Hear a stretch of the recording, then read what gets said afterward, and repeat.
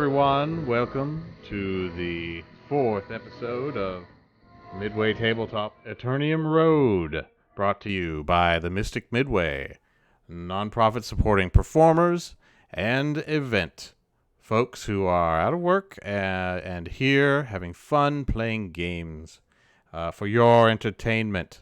Are you not entertained? We are now in episode 4, in Deep Ship now. Oh my goodness! What shall happen?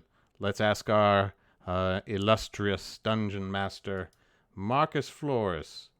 Here he is, and he can be heard even now.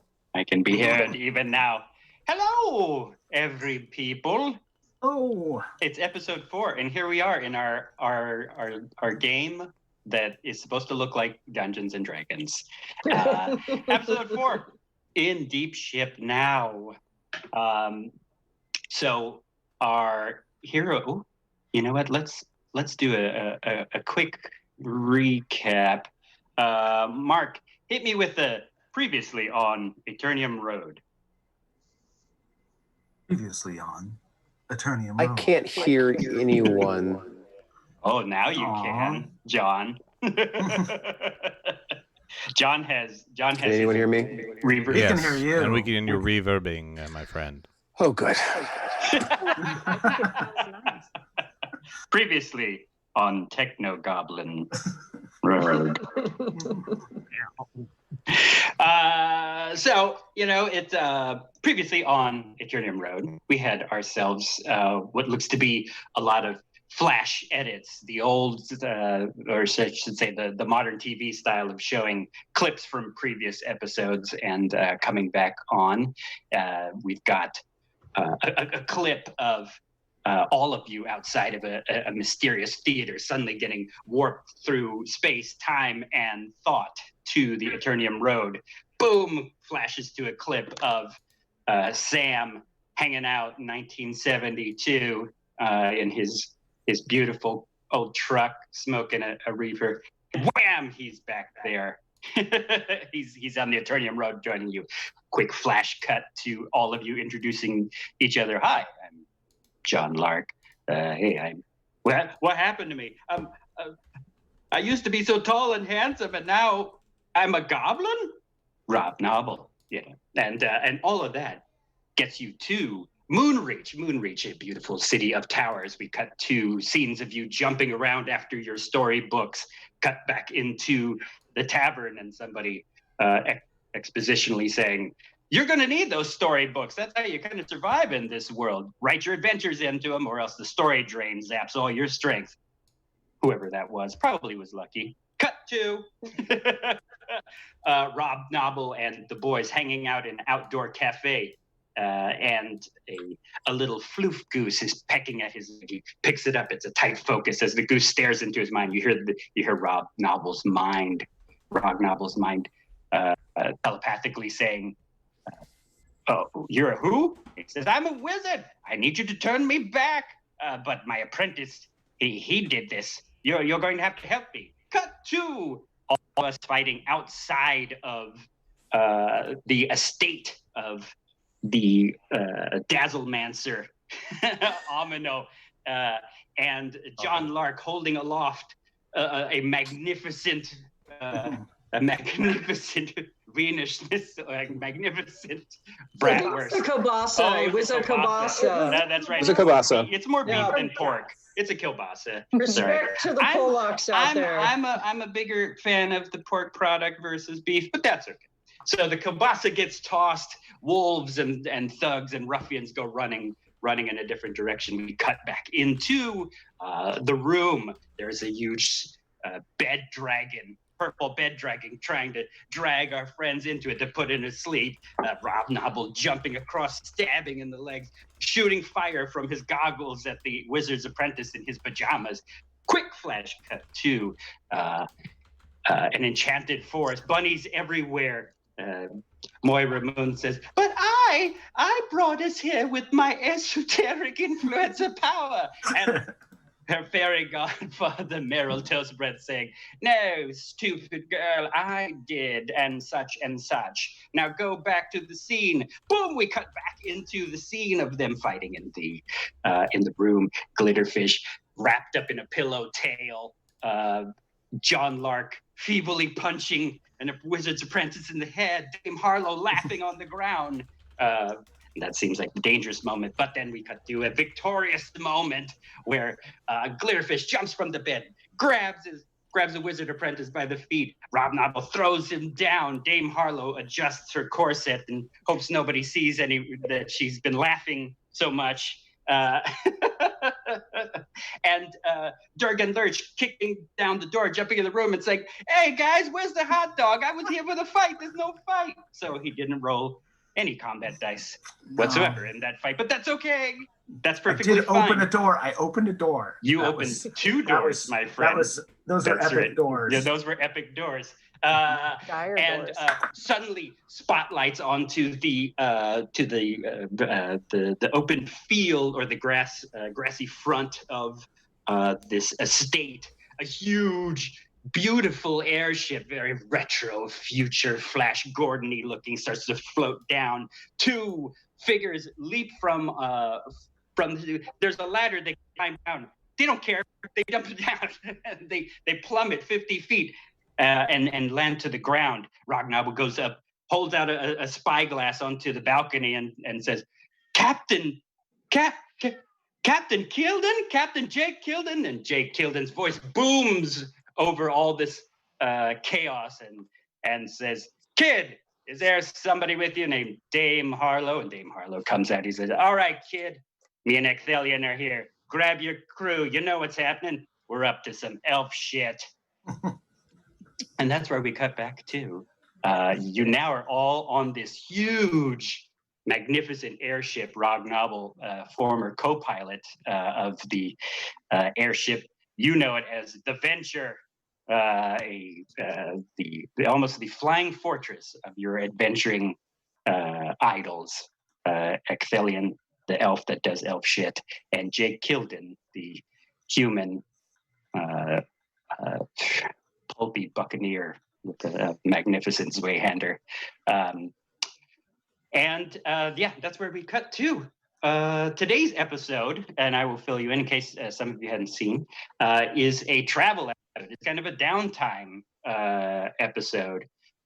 So a lot of this is in your hands. You guys will be creating scenes as much as you want. There is a little subplot concerning the crew, but not a very dire one. Well, it could be dire, depending on how all these dice get rolled. And so I will let all of you mill about the ship, get into shenanigans you want to. If you think of scenes that you'd like to see, you can propose it. We'll start to kind of set up what those scenes might look like, and then we'll go from there. And, I might say cut, or I'll switch the spotlight around to something else. But I'm just here to be your bunch of funny voices and NPCs that will not obey you. They've got to fly a giant airship, but they're here. So the place that you're in right now, if you remember Indiana Jones and the Last Crusade with the great Sean Connery, they were on a Zeppelin that actually had a big dining cart or dining chamber, and it looked beautiful and very Art Deco. And that's where you are. You're in the what is considered the mess hall, but to you it looks like a Great Gatsby restaurant with probably no attendants. Everybody kind of serves themselves. There are people who cook on the ship and whatnot there, but yeah. So everybody's kind of milling about or rushing about doing their jobs, and you're left to your own devices here. You do have rooms assigned to you that sleep 2 per quarter. These are the special guest rooms. The crew's quarters are all kind of stacked up, and they do sleep together very fraternity style. But you all have your own rooms, and probably will assume in all the cutting and whatnot that you've been shown to it. No need to film scenes where people are like here's your room, and here's your room, and here's your room. It's probably a montage of that. So we'll cut to the dining hall. What would you like to do? Eat. Yeah. I have a very immediate need. I need to go back to my room immediately with whoever I'm sharing it with. Is my sound working? Yes, it is. Oh, good.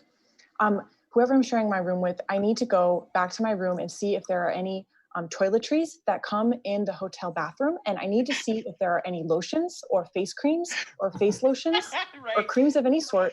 And if so, I need to go find them. I need to take my roommates, and then I need to go find wherever the the closet where they keep them, because they only ever come in those tiny little bottles. I know that. I've been in hotels. We cannot have this. I have traveled a lot as an influencer. Oh, look at that. Rog Novel, of course. That's the one. Arboreal psoriasis got you down? Yeah, in fact, Moira, what does your skin look like now that you have signed your contract with your fairy godfather? And he's told you that you will acquire great power, but maybe you will be turning into a powerful bog witch like a Jenny Greenteeth or something like that. So. I'm real dry and flaky. Dry and flaky. Yes. Is your skin dry and flaky and barky, or is it loamy? See, it's a real. Okay, that's fine. I can talk about it. It's okay. It's really. Embrace the horror. It's hard and it's bark-like on the outside, and then you can start to peel it away, and underneath is this mushy stuff. And it just keeps going like all the way in. And you go all the way in, and then there's no bones. Yeah, your skin feels very, very fleshy now. Your jaw feels like it is a suggested shape. It is not. There's no bone clinking and cranking underneath. I used to be really famous for my cheekbones, and now I can move them around. Durgan Lurch, you said you were eating? Yeah, I'm going to eat, and I'm kind of paying attention to her, maybe a little more than anyone else, because the book I found, I'm not going to reveal it, but I've got some information about her patron, and I am not going to share that. Instead, I'm going to find some moment where I can surreptitiously read up a little bit, and I'm taking notes on her behavior and looking at the gross, gooey bark that she's peeling off her face, and I'm a little bit weirded out, but I've seen, Yeah, there's just moments where your kind of shoulder is turned and you're making these notes, observing her. Okay, and you've got the but I'm looking like I'm eating. I'm trying to be surreptitious. Maybe someone will catch it. I noticed nothing. Right. Nice. So you notice her sphere of perception is pretty much just right here.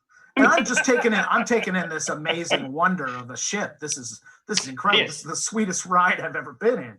So. you don't quite know how it works. You hear it an engine going, and you see what's to be a. It doesn't look like a cogwork of technology, so it doesn't look like stuff is piled up. It looks perfect and uniformed, but you're seeing things that you're like, that's an electrical outlet. That's a weird steam thing, It's like things are unified in all this mishmash of technology all around. And you're brought over a young man. He's got a kind of a page boy, tow-headed, colored hair, and he drops off a plate for you, and he's like, here you go, sir. The rest of us took care of our house meal, so we're wrapped up, ready to do our thing, but the captains say treat you right, so it's a special meal that I whipped up. I've been working on. It's called KO crab cakes. I hope you enjoy them. Bon appetite. As long as it's not sausages, I'm good. This looks great. Oh, no, sir. We took rid of all the sausages. Had a hell of a time coming through some strange storm, too. Oh, sausages were raining from the sky. But threw them off the side? Yeah, we started chucking them off the side. So I packed them up. And he drops that off for you. I'll go to around the table a bit. Dame Harlow, what are you doing currently? You are in the dining hall, we'll assume, and you can jump to any point or any scene you'd like to from there. I'm in the dining hall and really appreciating the beautiful surroundings, the deep redwood panels with the inlaid metal deco. Nice. Sort of. There is a ship cat. There's what? There's a ship cat. Oh yes, I've got Good Sphinx luck. Wonder Cat with me, always around. Yeah.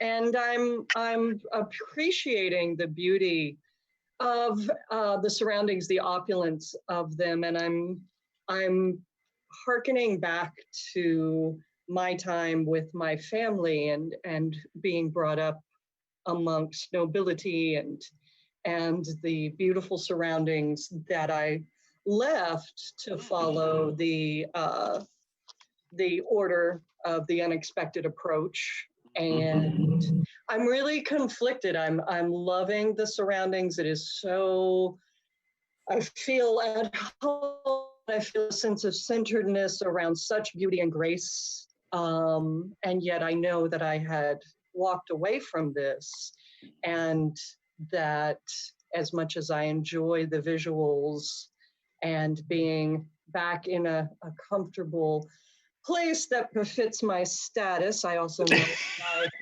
must remain committed and focused to the orders that I took in the Priory of Albion, and I'm starting to feel a bit guilty and feel that I must maybe perhaps find my room and settle down with the holy writings and sort of practice a little flogging, keep my thoughts up there.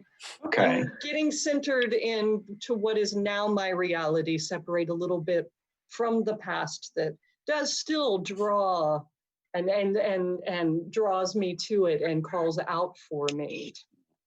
So, all right. So, yeah, I am not right now, but I'm gonna go around the table and see what everybody's doing. So I can maybe set up some stuff. I'd love to set up a little reflective scene with you and somebody else, or an NPC, or yourself, and maybe a flashback a bit while you are centering yourself in your studies and in your room. So we'll keep that in mind.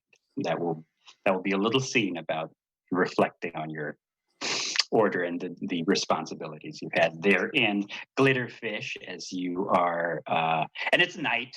You guys had jumped on this late at night. So Glitterfish, what are you doing?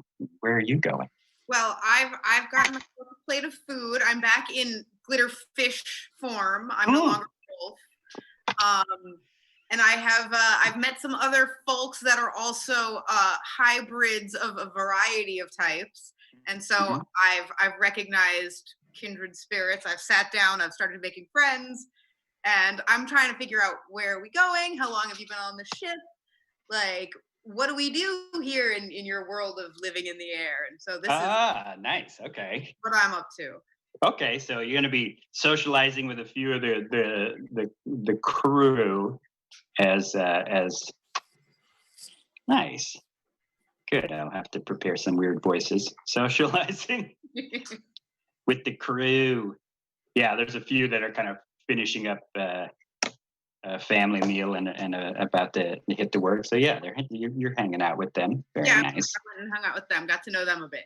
Okay, cool. I'm going to get to that. And very nice. We've kind of established that there's lots of different species of beings here, and possibly other shifters. Nice. Okay. Durgan Lurch, what is this mechanic goblin doing besides eating? Anywhere you're going to go after this? Have you picked up the cloche on your thing yet? On your dinner plate yet? Oh yeah, I'm definitely eating up. Okay. As you pick that up, there's this little crab, and it's bright blue, with kind of these weird tiger stripes to it, and it's hovering over these crab cakes, and it's doing this. What's going on here? I'm supposed to. What do you want to fight me? You want to, you little pugilist? He did call it KO crab. Knockout. So, I don't know what I'm supposed to do. Am I supposed to whack this thing? So it's kind of hovering around your meal, and All you right, know, because it can only move back and forth. So yeah, I'll pull out my I pull out my scimitar. oh, And I'll just start to kind of brandish it like. roll me an intimidation. All right. He gets to roll some damage die. Let's see. I rolled a 10. He's not terribly intimidating. That's a 9. He's not 9 intimidating. altogether. Yeah. He's not terribly intimidating. You weren't proficient in that or anything like that. No, so. no. Okay. He's not a charismatic guy. He's just, yeah. Did you have any inspiration from last game? I know that I all do. of you. I do. have one. You may re-roll if you'd like. I'm going to hold on to it, though. Okay. I don't feel like this is a life-threatening situation. Yeah.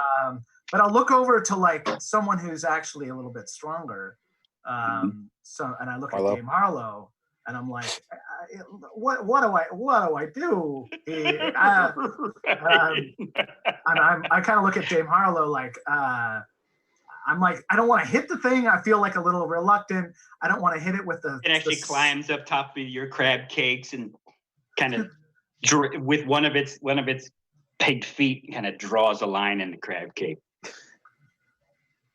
Yeah, I'm like, I want to whack it, but I don't. So I'm looking at someone who's like maybe a little bit, who knows how to restrain and control things. I see. Such a fuss over a few extra pincers. And you're an aquatic ancestry. All right, that's great. Yes, so I have to say that I want to say. Wait. I'm looking at my equipment and I'm thinking I have a tidy bit of rope. I have 50 feet of rope. It's about that big of a crab. But yeah, you can. Well, one must have an adequate leash. Right. So, right. Dame Harlow looks at the situation, looks Durgan up and down, gives him a wink. I got you. I try to distract it while you whip out the rope. Yeah, and all. You got like a fork and a spoon, and you kind of right. Okay. I got a fork and a scimitar. So I will give you. I'll give you the help action. So whatever we decide, you can roll with the advantage on that. So you can roll. So I'm gonna shibari the hell out of this little guy. Yeah. How do I do that? That sounds like you'll be. It's almost like a dexterity test. So click on your dexterity. You're gonna do it twice. You're gonna take the best roll. Okay, hold on. My dexterity is a +2. Yep. Okay, and so I'm using my D20. Yes, you'll use your D20. Yes, you'll be able to roll dice. I practiced. I was warming up. What did we do? 17. Well done. Oh, okay. I was about to say you can roll twice and take the best, but that's all you really needed. And in fact, you only needed a 10, and you got a 9. I don't know how that. So with the 17, so the crab, I overdid it with the crab. The crab not only got a little shibari, but it got a little suspension as well. Mm-hmm. Yeah, you can, and then chuck it up in one of the beautiful light fixtures, and the crab is now obediently tied up over your meal, which you are able to enjoy. Let's eat. Rock novel of Diblington. What are you doing around this dinner feast, or were you going to someplace else? So, Ragnoble also remembering his terribly tragic life in the basement as Robert Noble. He's riding high on his what he perceives to be his success in leading the team to into the tower to overcome and save the wizard. That's right. he claims that was he pretty much took the charge of there. So he's riding high. He leaps on the table and calls out for ale, for a toast. For all the what I guess what team party mates are left here. I guess Mara took off, right? Mara left. She's gone. Moira was very worried about her skin condition and went running to her room. Oh, okay, she left. But Ragdoll wants to propose a toast. Unless you're here, but Is there anyone that he can call in, like someone to bring some flagons of strong ale? Oh, definitely, yeah. The young, as you can assume, the ship's cook with fair skin and a little toe-headed bowl cut comes. He looks like Oliver from Brady Bunch, the nephew that comes in later. So I'm hoping that doesn't mean that this episode says we jumped the ship when we introduce when you introduce cousin Oliver. But he comes running in and he's like, oh. Yes, actually, you may recognize him. Since you've piloted the ship before, you may recognize him, and he recognizes you, I should say, and he recognizes you as a co-pilot, and he says, "Here you are, sir," and he jumps off his drinks and ale. So the memories are coming. I guess the memories are like coming back. Like maybe as he drinks the ale, maybe they come back, kind of a thing. Right. Okay. He's drinking it. He's just like, hey, wait a second. State dependency. Yeah. Yeah. He looks a lot more familiar. Yeah. This is so familiar. Hey, I'm telling everybody. I'm like, hey, I piloted this ship. Right. Like, wait a second. He's like, he gets very excited. He's leaping around. I probably run out, and he's like kind of like caressing the walls, and he's like, oh, right, yes. Freaking out. Probably totally unintelligible. Yeah, it's like those moments where your memory gets a little clearer the drunker you are. You're like, oh, I remember stumbling through this hall and that way and this way. Right? So you remember Mary, whose nickname is Mary Beans because he loves to eat beans. So Mary Beans comes with all the drinks that you want, and he says, "Here you are, Captain Ragnoble, and it's a pleasure to meet your adventuring crew." Yes, come meet the crew. Come meet my crew. Yes, a merry band of misfits. Drake. He's all the time. He's like, I knew these goggles these were for something. Stupid damn airship goggles that everybody wears. I knew they were real. He's very excited. Yeah, Mary Beans is like, oh, here you are, sir. And you say, oh yeah, come forward and drink. And he reaches his hand out. In your memory, you remember that Mary Beans is a massive alcoholic, and he's trying not to drink.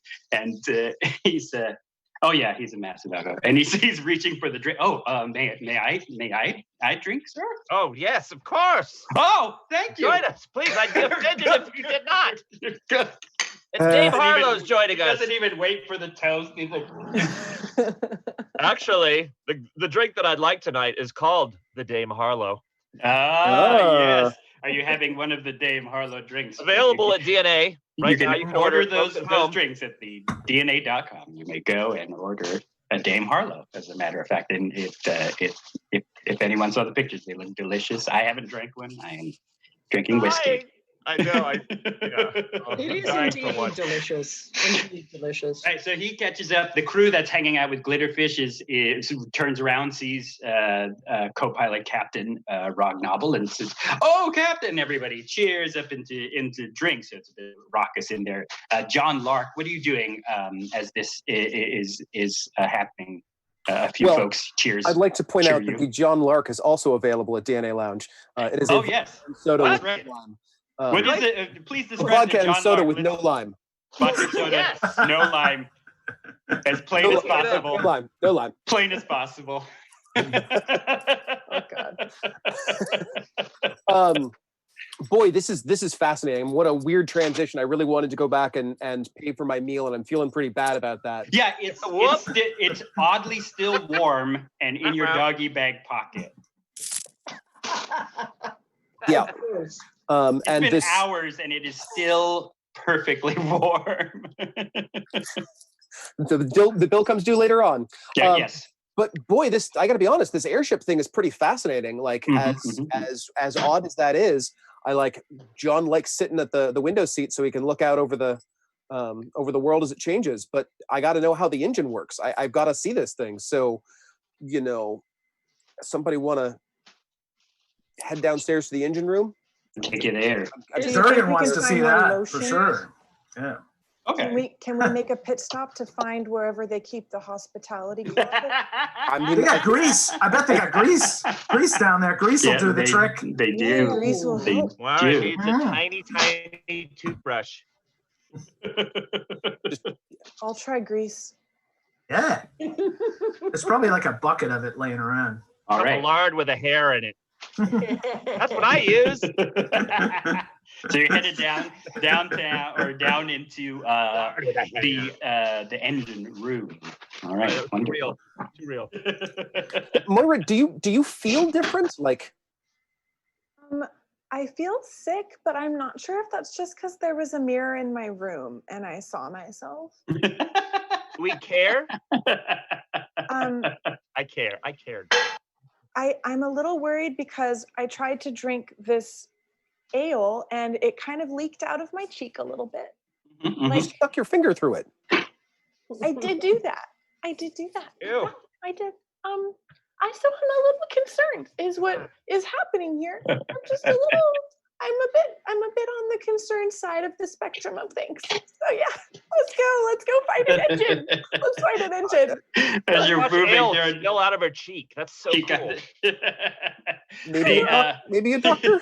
Moira, if you pull one of the mushrooms off the back of your neck and plug the hole, you can Brilliant. Oh, I'm doing that. Brilliant. Brilliant. That's the best idea I've ever heard. Oh God, it hurts when I do that. Oh God, it hurts a lot. So are they like But then it feels psychedelic? Is that like psychedelic kind of mushrooms? Does it look or- natural? No, now she starts tripping. He's Does it like, look- Yeah. contemplating. Saliva Oh, line. Durgan. It looks completely natural, and you can't even. Can't no, see it. Right. No, No. it looks great. Looks perfectly fine. All you gonna see is that the fungus starts to kind of grow over like a little patch under her face, and now it looks like a little bit of a mole. Like a beauty mark. Yeah, it looks like a beauty mark. It looks like a beauty mark. Oh, It's I fine. wish it looked like that. That'd be nice. It doesn't. All right. So you are going to the engine area to see how this all works, right? I'll we're totally going- nibble her mushroom. I was going to say, have we established whether truly, I think Durgan had a really legitimate question here. Which is Are they psychedelic? Whether Yes. they're psychedelic or not, because I know Let's roll for it. yeah, go for it. Roll for it. often Part, you yeah, know, part Yeah, Moira, magical roll. mushroom mold. So I have to make a saving throw against your mushrooms if they're magic. Roll for it, Moira, and it's just a luck check. You know how I'm going Just to do luck. that with my charisma. Yeah. All right. I'll What'd try you to get? save. Terrible dice. But yeah, I can't see your terror. I 5. can't. Oh God. Yes. You can hook me up.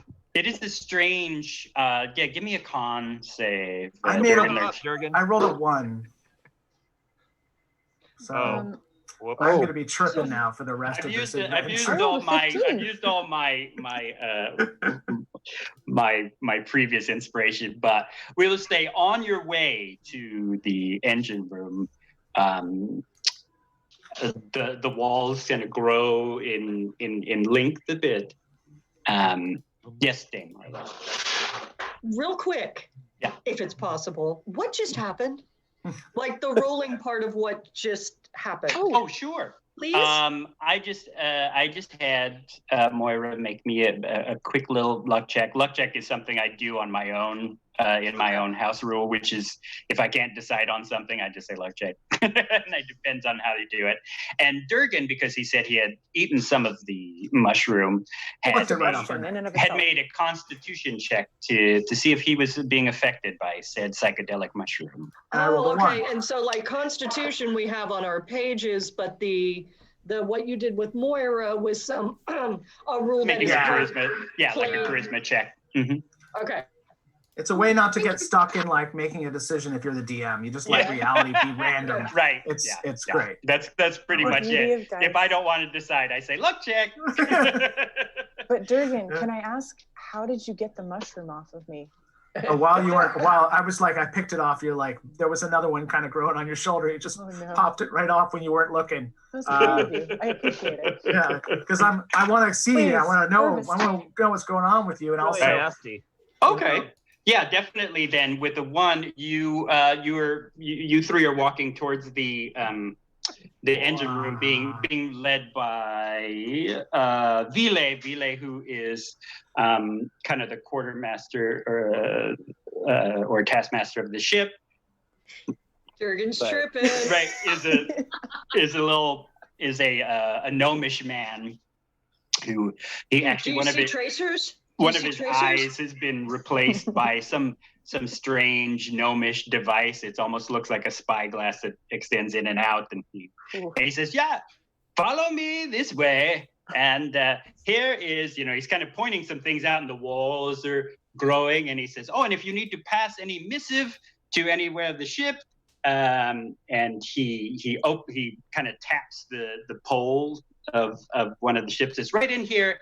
And you see what looks to be like a phonograph. And he opens it up, and he whistles. It gives you that, and you see this like ethereal-looking ear pop out, and it says, "Yes, Vile." He says, "Oh, just showing the adventuring party around. Let the captains know we're keeping them entertained, and whenever they want to meet them, let me know." And then this mouth kind of comes out and says, "I'll let you know right away, Vile." And it sinks back into the pipes in the wall, and you hear this clinking and clanking go throughout the ship. He says, and that's what the rest of us see, or if that's what he sees while he's on psychedelics? Yeah, the rest of you actually do see that. And he says, I just see a bunch of swirling colors mostly. Yeah, he said, that's our infravor. That's our infravor.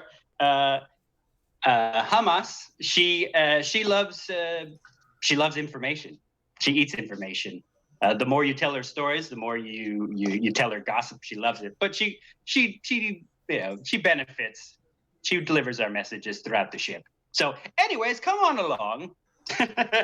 And Durgan alerts your legs are getting weak and gloopy. You think that all these rows of the gangway of the ship as you go to the engine room are starting to disappear into this very Tim Burton-y looking like forest. It's all claymation looking. Yeah. And everybody's walking farther ahead of you. And I will cut back to you in a moment. Glitterfish. So you're hanging out with some of the crew here.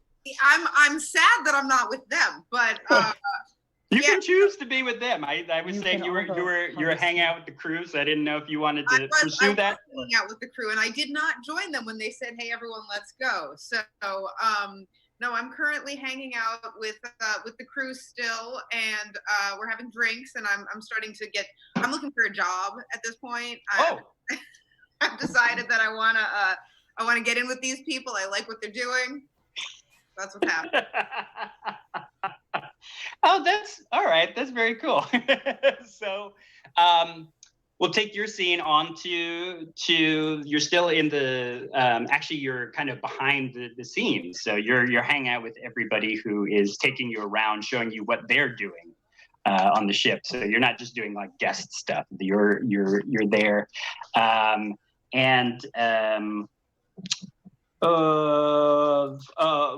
One man who is let's call him another shifter.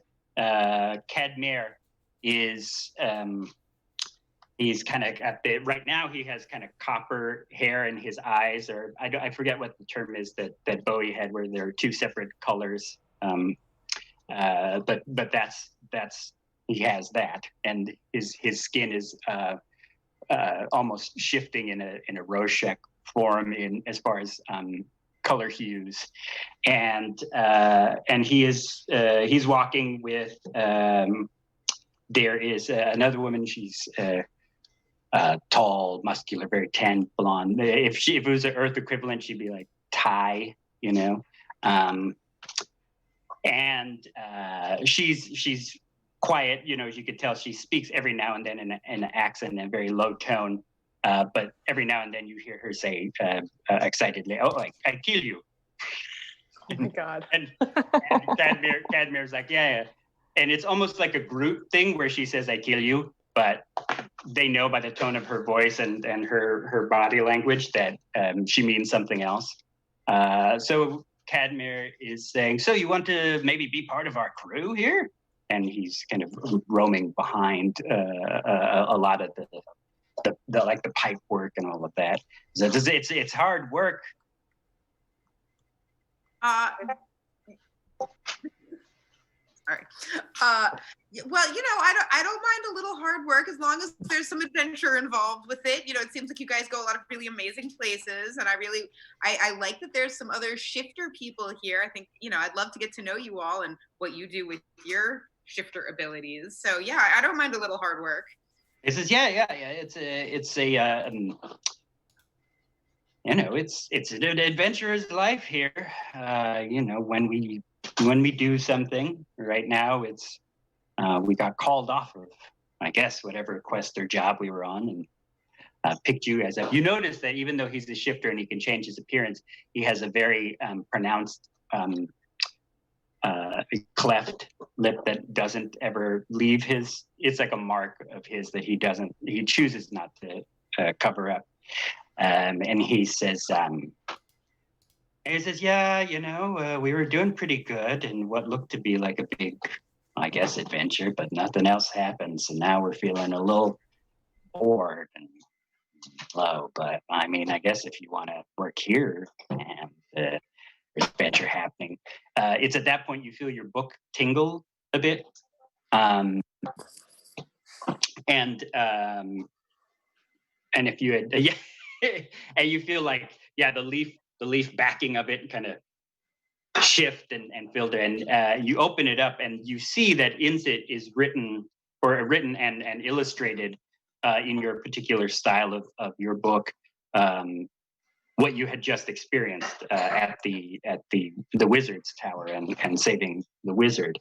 And that's when you also notice, and probably all of you, wherever you are on the ship, that you feel that achy, draining feeling of the story drain come at you, and then suddenly recede back as the last bit of writing of this adventure or this quest comes, and it kind of leaves your shoulders, and you don't feel quite as exhausted, and you don't feel the fatigue of the story drain. You feel that the midway is backed up and been fed adventure a bit. But you do see that the woman that's with you and Cadmir seem a little fatigued and a little down.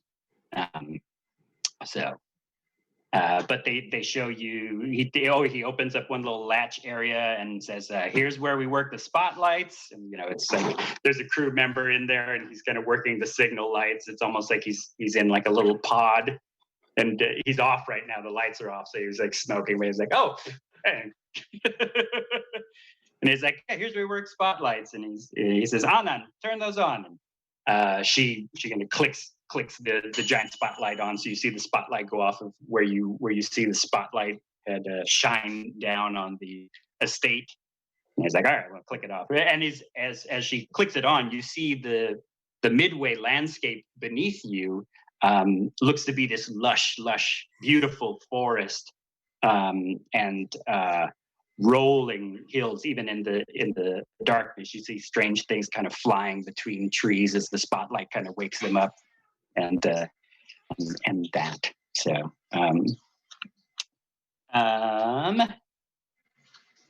anything else you want to do with the crew? They're roaming around with you. So you know, I think because they are bored, they're missing the adventure. So I decide I need to be an instigator and help these people find some more adventure.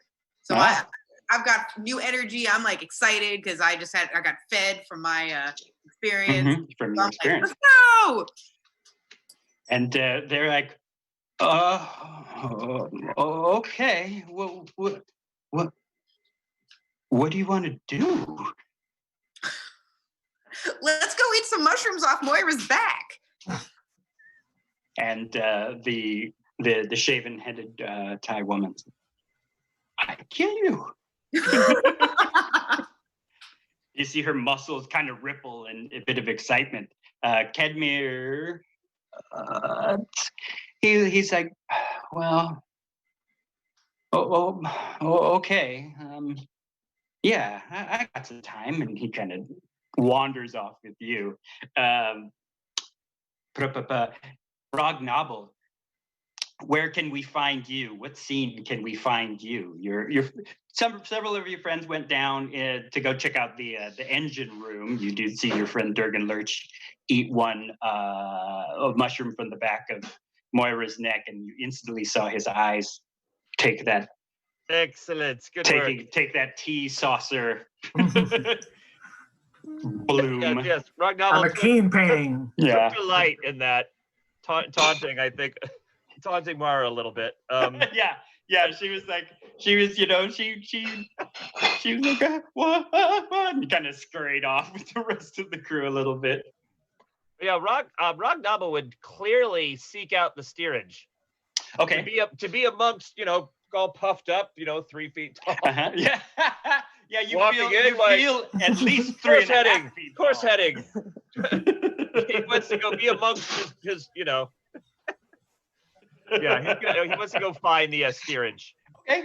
Yeah, instantly, you know, you're passing by, and it feels like coming back home. You know, you're not like, where do I go? What do I do? You know, like, oh, I go up these steep kind of ladder stairs, go down here, through here, and you know, within a moment, you know, we cut to you opening up in the steerage, and I'm gonna let you describe, since you've piloted this ship before. It's obviously like what looks to be a large room. How does the Venture fly and navigate and such? Well, there's 8 kind of like copper tubes that go down into the floor. And they come up and they terminate into one large kind of opalescent orb. Ooh, okay. Basically. Sweet. Yeah. And they kind of you can see one of the pipe. There's always like probably a lesser crewman kind of watching by kind of holding his hands kind of around the orb, kind of seeming like sort of communing with this thing, and like occasionally like images appear, almost so it's like a scrying orb, like a crystal ball, but okay. it moves. You can roll it kind of like a skee ball, like a track ball. Yeah. You know, like, right? Yeah, like little images will kind of pop up, and it'll kind of like steer it towards the image that pops out of the kind of hovering around the this opalescent orb. Okay, sweet. Yeah. All right. So you come into that large room. Captains Ecthelion and Jake Kilden are having a drink, discussing a few things, probably over some large paperwork looking overly important, like a lot of higher level adventurers seem to think they do, and you see you see this gnome who you recognize as Vincent. Vincent with a Y. Reaching up like, yeah, he's kind of shoving it through, and Jake Kilden over the shoulder is like, Vincent, how's our course looking? And he's like, well, boss, Vincent's looking like there's going to be a little bit of trouble over here at such and such latitude, but I think Vincent can stir the ship just a bit around as long as everybody stays positive. I think we can make it through this one, but it looks like be like a storm front popping up over here by Fall's End. So Vincent isn't sure. I'll have to check out the weather meter on that one. And Jake says, all right, remind the crew to stay positive. What could possibly go wrong if the crew is all high? Yeah, especially with a 1. with rolling a 1. Like it's Hey, but viral you're- at this point. It's But viral. you're not part. Oh, that's right. Yeah, that's right. Shit. So Ecthelion sees you and nods very stoically, like Crow from Hawk the Slayer, and says, "Rob, Nice. Rob, it is good to see you again, Rob." It's good to be seen, and it's good to return to this fabulous ship. May I ask, what is our course heading? Our course heading, Rob, is Deeplington. We are here to deposit some of your friends to the marches. Oh, that's what I meant to ask Dame Harlow. So you get 2 names to choose from. Loramir or Seapelt? Say them again, please. Loramir or Seapelt? Loramir. Loramir marches.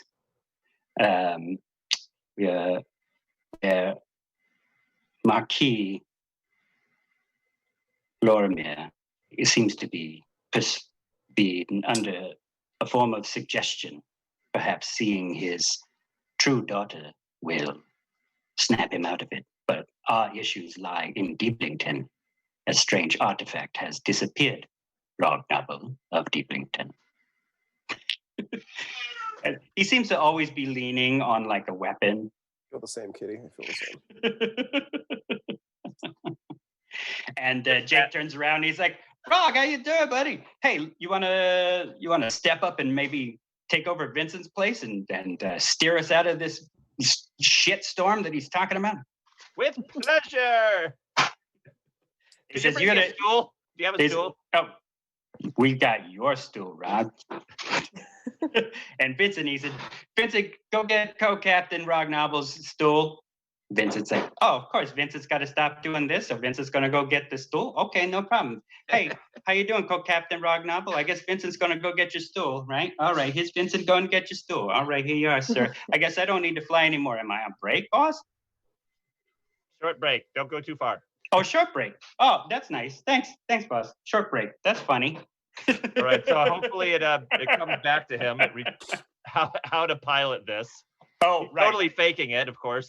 Yeah, you are faking it till you make it. And they're looming over you like, yeah, Okay, here we go. You know how to do this. You know how to do it. So I would assume it's a roll with Arcana. Okay. I'm just seeing the scene from multiverse switch up here, where they're going out of the dock in Galaxy Quest. So you're just like up above, like finally coming off the estates, and just at the outskirts of Moonreach, you still see like towers near you, like huge skyscraper towers. All right, give it to me. Okay, here it is. Arcana 11.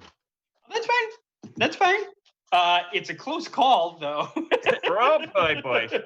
This is a close call as you see 2 lovers like on this veranda, kind of professing love, and you see one of them like go down on their knee and produce a ring, and all of a sudden, just one of the ropes kind of slaps the ring out of his hand as the venture like drifts by, and he's like, "No, oh, pansy, no!" And the problem. And the other partner, I need fruit. The other partner still has their eyes closed, like with their hand out, and he's like panicking. But that's in the past as you drift away out of Moonreach towards the wilderness of the Midway, right? That's awesome. Goblin All sweat. Right. Yeah, there is goblin sweat. You just gotta get used to your stool. They probably lowered it a little bit. So Dame Harlow, let's get to you, and then we're going to jump to a quick break. So Dame Harlow, you're in your room. It's beautiful. These are the guest quarters.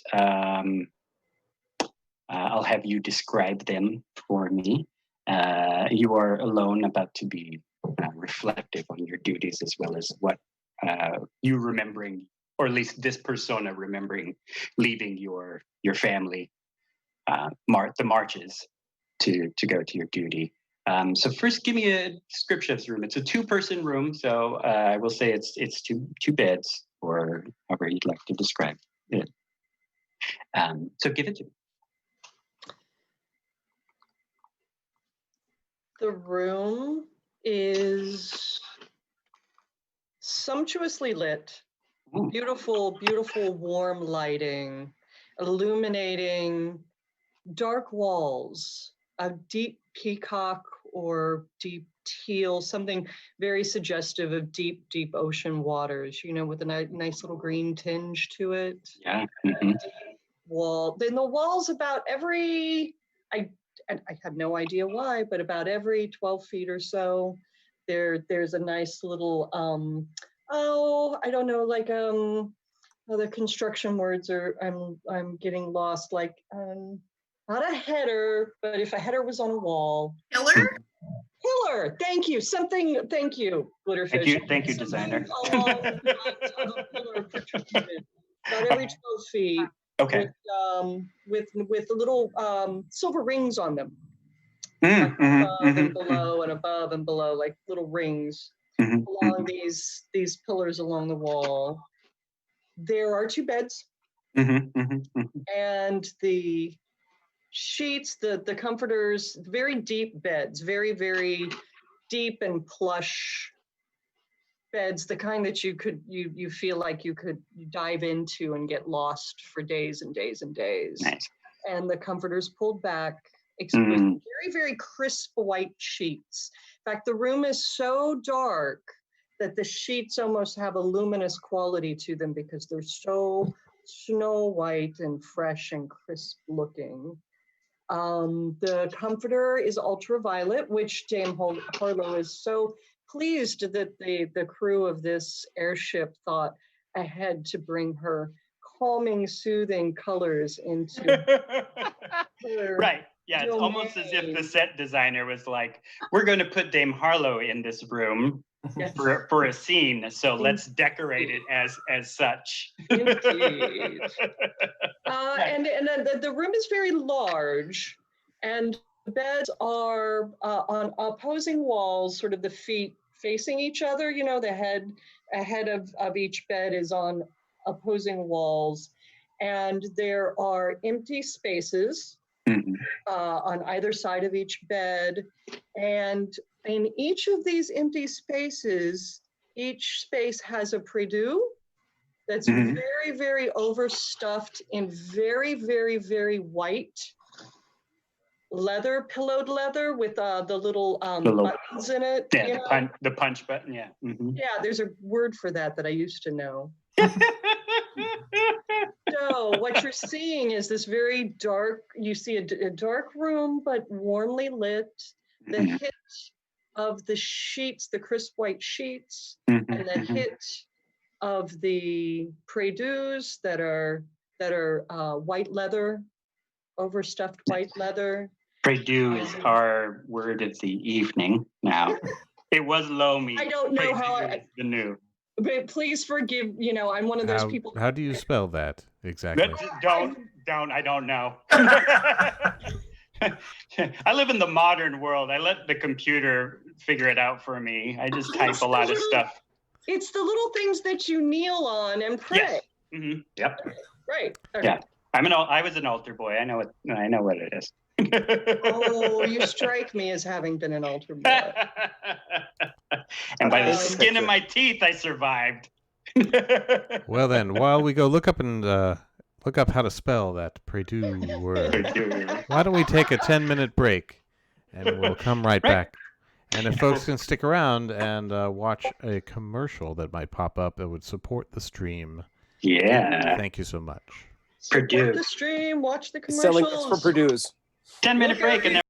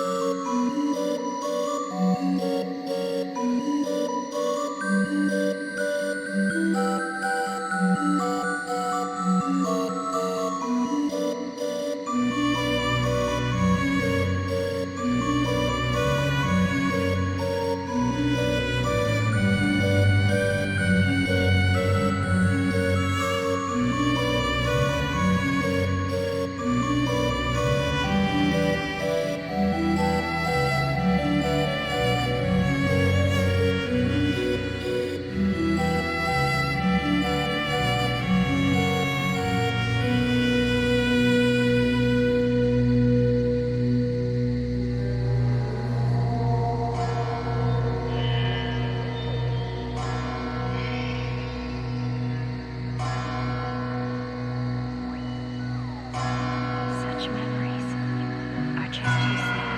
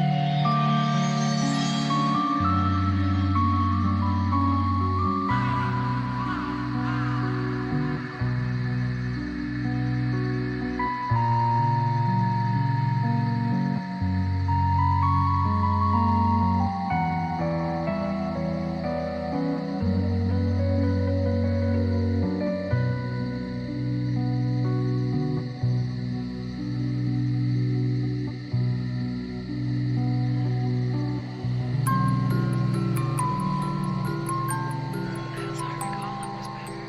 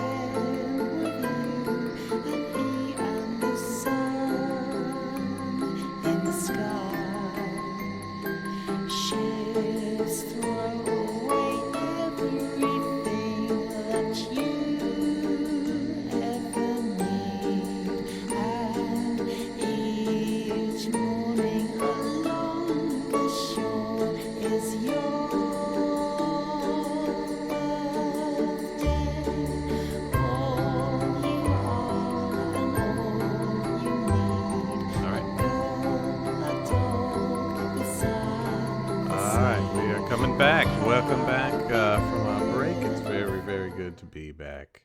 And here we are with our illustrious crew of adventurers exploring the Venture, a skyship of renowned adventuring potential. Mm-hmm. And it appears Mr. Rognobble has grown considerably. he's back on his home turf. So he's high on power. He's high on power and feeling more goblin-y than ever. But we're cutting to that, and we're going to we've described in beautiful, sumptuous detail. Dame Harlow's guest room. She has sent you wanted to do a scene where we were reflecting on her duties, her responsibilities, and such. So you said you were Dame Harlow. You were wanted to be reflective about the days of leaving, going to the Priory, and. Mm-hmm. No, go ahead. Yes, I think this is an excellent time for Dame Harlow to sink to her knees and open her book. We all have our books with us, yes? Oh, yes, you do. Right. I hope. Yeah. Opening her book, and she starts to flip through pages. Right, you start flipping through those pages. It's as I had described. You had a bit of your current adventure, but you start to flip back through them, illustrated in the way that we had said, with a steady, measured calligraphy in your book, illustrated by a very colorful Eric Stoughton. Tom of Finland details. So the dragon there looks a lot different than Glitterfish's dragon illustration. But yes, so we're flipping through all that. And camera's kind of deep in it, and you are fervently like studying and going through to see if you can find that page of the time that you had left the Lormir marches, and it comes to it. It is a bright day just before dawn. You have said you are leaving your position of nobility and the duties herein to go to the Priory and become a paladin of their order. Well, it was a bright, beautiful, clear morning, as any woman would desire on her wedding day. Oh, nice. Those are the duties you were leaving behind. Then is some sort of union in the family. Harlow sees an illustration of the gown she wore that morning. As she peers at herself in the mirror and takes in this beautiful dress and the possibility of this beautiful future. But she knows in her heart, as she's met this Viscount who's really marrying for money. Right. And she's had her conversations with him, and enough to find that she just, with her senses, she has such a wonderful sixth sense about people. She detects cruelty without reason or motivation other than destruction. And she hasn't been able to shake that feeling for weeks and weeks after meeting this gentleman. And she spoke with the family, and they've never really, really, really bought her visions and her senses that she just trusts so much, and she can't wrap her head around the resistance that her family's given her already in the past to the powers that blossom in her as she grows older and older. And her father, who wanted sons, and they did have sons, but unfortunately all the sons died. Children, things like bubonic plague and the measles and COVID, because they wouldn't wear a fucking mask. So Dad trained Harlow with all sorts of wonderful implements of destruction, swords and shields, and she's an accomplished horsewoman, and she loved all of that, and she loved the connection with her kind father. and on her wedding morning could not bear to follow through with what she felt in her heart would be a cruel, submissive existence to a cruel, cruel master. And so she announces that she's leaving. If they're going to force this wedding, she is going to leave, and believe she did. Ah, right. So you left, and you runaway brided. You left middle of the wedding, day of the wedding. Well, no. I waited until I walked down the aisle. Mm-hmm. And in the middle of the ceremony, with the great grand entrance march going, the anthem of the kingdom of what the hell? Where the hell am I? We're in the marches, the yes. Lorimir marches. Mm-hmm. The march of the Lorimir marches. Mm-hmm. Dame Harlow, who's not yet a dame, walks down the middle of the aisle, her on her father's arm, and stops, and he looks at her and, come on, let's go. And she's, no, father dear, I cannot. Away from him, takes off her veil, lets it fall to the ground, undoes a couple buttons to the back of her dress, undoes a couple more, and does a few more, and then a few more, and then a whole lot more, because it's a wedding dress, and if you've ever worn one of those damn things, it's buttons from here to eternity. Finally reaches the end of 150 buttons, which were actually on my wedding dress. Yipes. And lets the gown fall to the ground and announces grandly that she will take nothing with her except her wits and her will. And she turns and walks out of the church. Naked as the day she was born. Naked as the day she was born.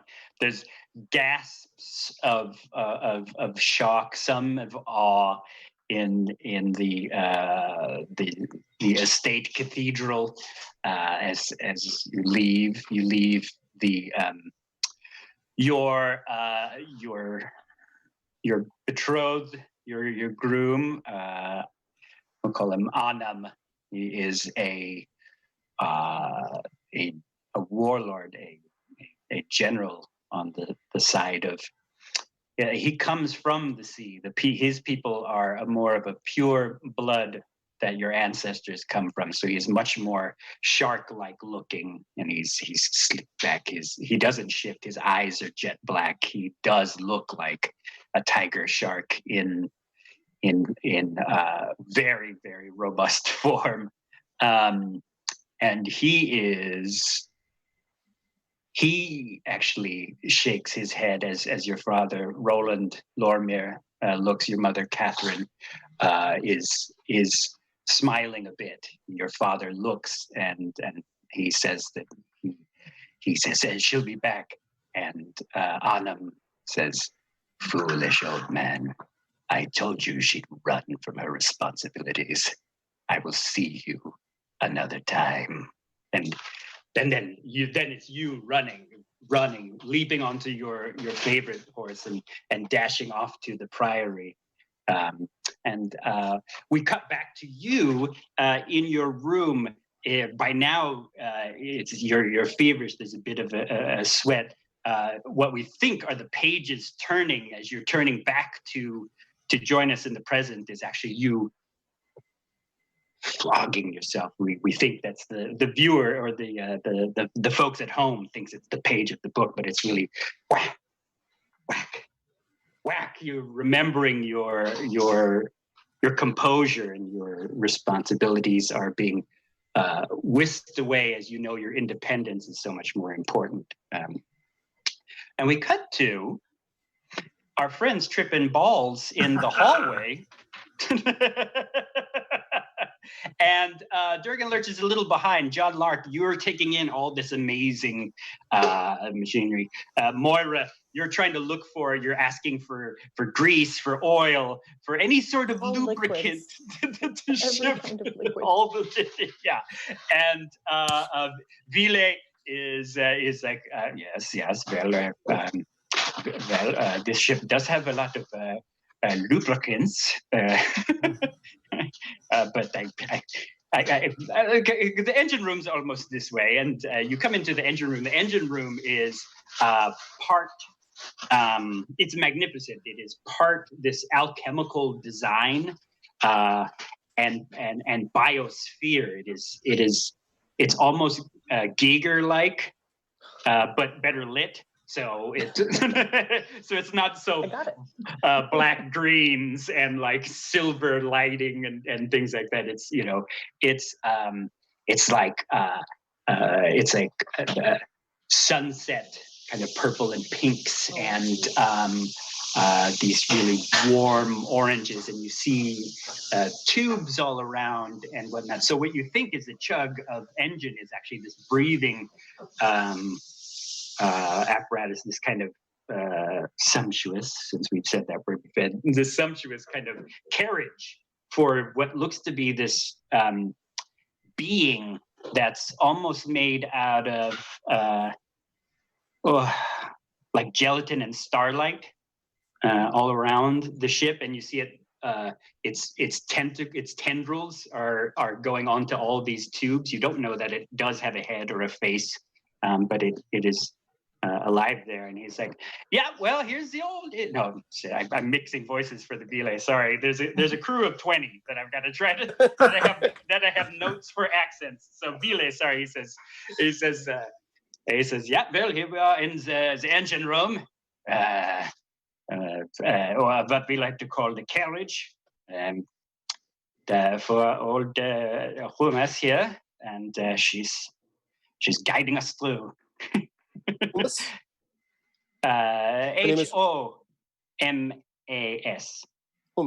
Humas.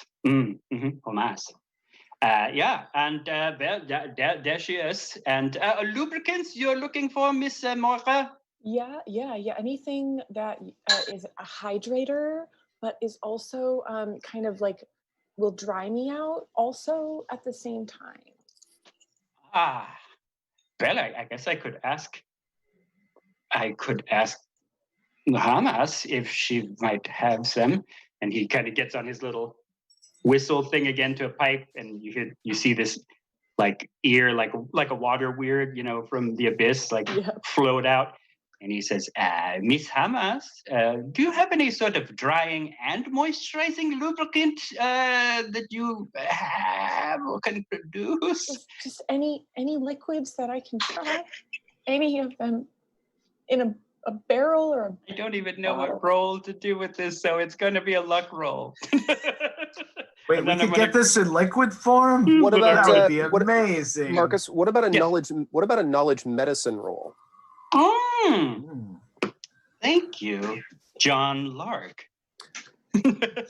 John doesn't know anything about medicine, but seems to have some forgotten memories that are kind of boiling back to him. Ooh, you know what? Give me, John, you make the medicine. You make the medicine check, and I'm gonna go with the roll with the advantage. I'm gonna say Moira's clawing and helping and begging. I rolled a 16, so you may have my 16 if it is better than what you roll. Fair enough. That's good dice. Oops, what am I? I know dice have really let me down with these good rolls today. And she's like, "A lubricant that dries and moisturizes. A hydrator that is also like a degreaser or like a this. So with Moira's suggestion, yes. John has a grand total of a 19 on a medicine roll. Oh shit! Okay, John, you have a sense of this world a bit, and you have a sense of this being a bit, and it is of course not of this world, but it's not of this plane, not of this dimension, and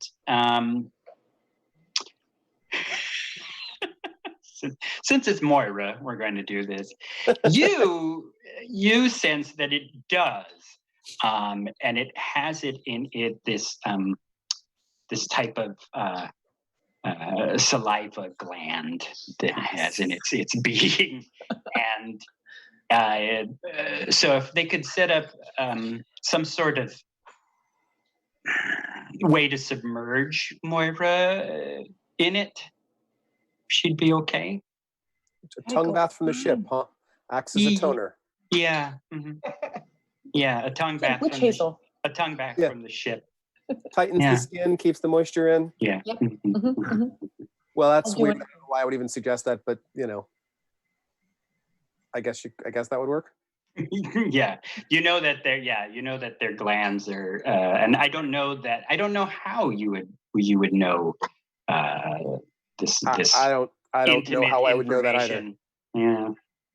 I've never made out with a ship before. Maybe we can see the glands. You said that it was semi-transparent. Yes.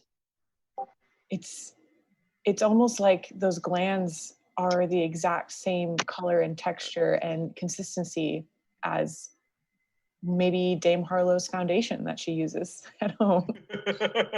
Right. Okay, sweet.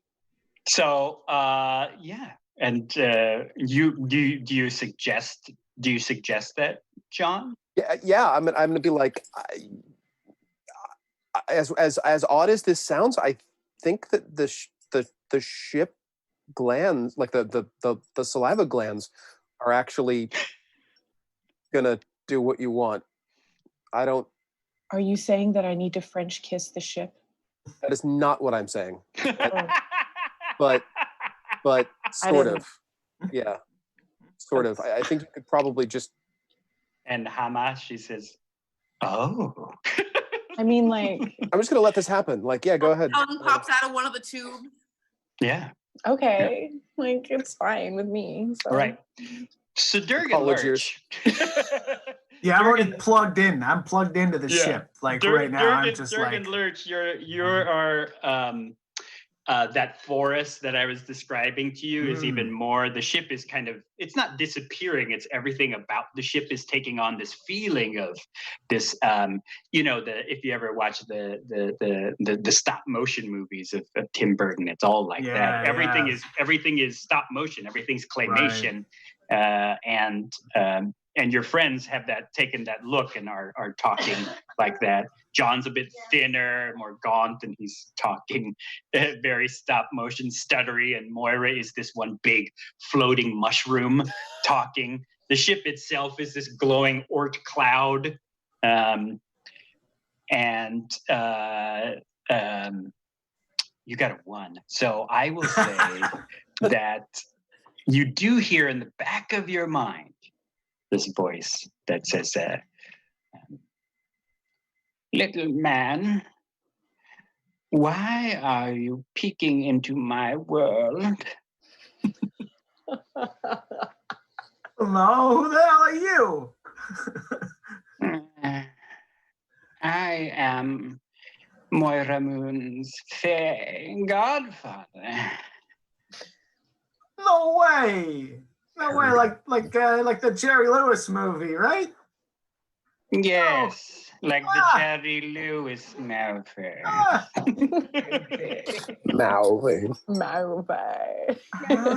So why are you peeking into my business, Durgan Lurch? Literally peeking into your business. Yeah, she's kind of my business, I think. Maybe a little bit, because we all kind of came together at the same time, and I don't know what the hell's going on. So I took just I wanted to see, what it tasted like. Is this you? Is this you in me? Is that what the hell's going on? Are you suggesting I'm in you, Durgan Lurch? Well, are you the one making the mud? She's got these crazy. They're like crystal. It's like it's like that sweet psilocybin, and I couldn't resist. Yes, is that you? What the hell? Why are you? She's freaking out. He says, she is. Most people don't like change, but she's contracted to me. She's bonded to me. And you may have set yourself on a course that you might have too much responsibility for your little frame to bear. But we'll have to talk again some other time. Durgan Lurch. Who the hell are you? Actually, sorry. Who are Durgan Lurk. And then he and it kind of dissipates and disappears. You still feel the haziness of the high, but you definitely you plateaued. You hit the peak and you kind of plateaued a bit. You know, you're okay. Peaking, dude. You're peaking, dude. So Moira Moon, you're going to come to the engine room with everybody, and we're going to propose a tongue bath for Moira Moon. Is that what we're proposing, John Lark? Yeah, Okay. it makes more sense than just about anything else so far. Yep. I know. It's gonna be great. I know. I want you to set up that scene for me when I get back to you. We're gonna cut to Glitterfish, then I'm gonna jump to Rog Novel, and then I'm gonna get back to you in a second. So think about how this scene will play out. Glitterfish. I wonder if Moira. Glitterfish. You are so you're trailing, or two people are trailing you so far, and you're leading them to the engine room, I believe, correct? So rumor made it through the ship that strange things were happening with Durgan and Moira, and I was very curious. So I've taken my two new friends. You actually saw little like latches open, and then this beautiful like water weird mouth open up, and this strange things are happening in the carriage. You should come and see. I think it's a tongue bath. And everybody's like, okay. So everybody hears that, and you actually see that the crew kind of drops what they're doing. So they stop working, but they don't rush anywhere. They're kind of like, maybe, I don't know. Should we even do this? So with that all around you, what do you do? So I explained to them, like, you guys are really you're all kind of a bummer. I think you need a little adventure, because I think you're all fading. You're losing your you-ness, and you need a little something. So come with me. Let's go see what my friends are doing. And I now have a bunch of them, but they're all a little low me. Yeah, give me actually a persuasion check. See if you. I don't know if you have an advantage with that. Meaning if you roll. I have die. a +4 on persuasion. Oh, nice. What's up? And I got a 14, so it's an 18. Oh shit. Okay, yeah, perfectly That's fine. great.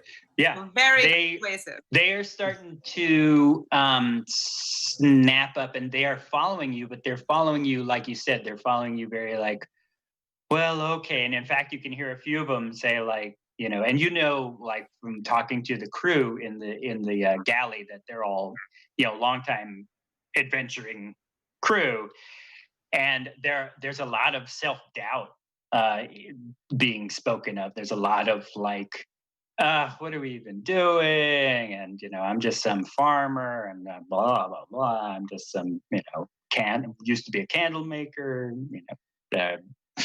baker, candlestick maker. I was all of that, and they so they're following you, but they're not enthusiastic. It's like a crowd of schlep rocks. It's a crowd of ho hum. Like, So give me a perception check, actually. Okay. Oh, I got a 14 + 3 is 17. 17. Holy goodness gracious. I'm not setting high numbers, but you guys are like blowing past what would be high numbers. And last week it was all like under 5. So yeah. And if I roll a die, I know it's going to be a 2 or a 4. But you notice that a few of them are murmuring to each other, but there's a few who are trailing behind, and they seem to be talking to themselves, but more like they're talking to the air. That they're like, yeah, you're right. I'm just a fucking poser. what am I doing? I should just not even be on this ship, and and and so a lot of them are very down on themselves as they're following you, but you rolled high enough for persuasion that they're following you. Like, I don't know. Let's see. It's probably nothing cool, but. So I've decided, because now that I'm keyed into what's happening with Moira and her ability. Yeah. Oh yeah, you totally hear it. I've decided that what these people need is a good dose. So that's really how they're gonna wake themselves up. So I'm like, hey Moira, I have a really big favor to ask. Right. Yeah. We'll cut to inside. We don't need to worry about like traveling inside the ship. We cut to inside the carriage, the engine room, and you're asking Moira for. Like, hey, can we all lick you so we can dose the entire crew? I mean, what are you saying right now? John is currently dragging over a large bucket underneath the floating blob that is Humus. All these tendrils, like, right, whatever, it's cool. One of those, like, galvanized metal buckets. I'm trying to fix this right now. So if you don't mind, let me just try to fix my skin, and then everyone can eat a mushroom or whatever. Okay. So just let me just make out with this giant blob monster. Okay. It's fine. Okay. So we're setting that up where you are about to do what in a regular D&D game would be like, oh, this big ritual is about to happen. No, you're going to go make out with the ship, right? And all these other people are trying to get some kind of ayahuasca retreat licking fest on you. Gotcha. So we got that going. Do I have mushrooms now growing out of me? Can I pass it on at all? No, not. Oh, Yeah, right. it ends with that memory. Right. And so they're kind of crowding around like the little lost children in Thunderdome. They're like, okay. And Rog Noble of Deeblington back on board the control room. Yeah, so we won't even call it steerage, like the control room. You are taking us through, and you're noticing like the landscape is changing. You know that being here in the Midway, once you get out of the major cities, travel can be dangerous because if you don't stay positive, if you don't stay clear-minded, that's when you encounter dark, strange landscapes, disaster, and other encounters. So right now, it almost looks like, the mountains are looming up to block you. These canyons are being formed that you've never seen before and being filled with this kind of inferno that's coming up. And you know that it's coming from your sphere of influence. It's coming from the venture itself as to why. Because you were, you're traveling like if it was a video game, you're traveling in an instant. You are the only ones on this path, and so you're influencing the path on your way to the Lorimar marches.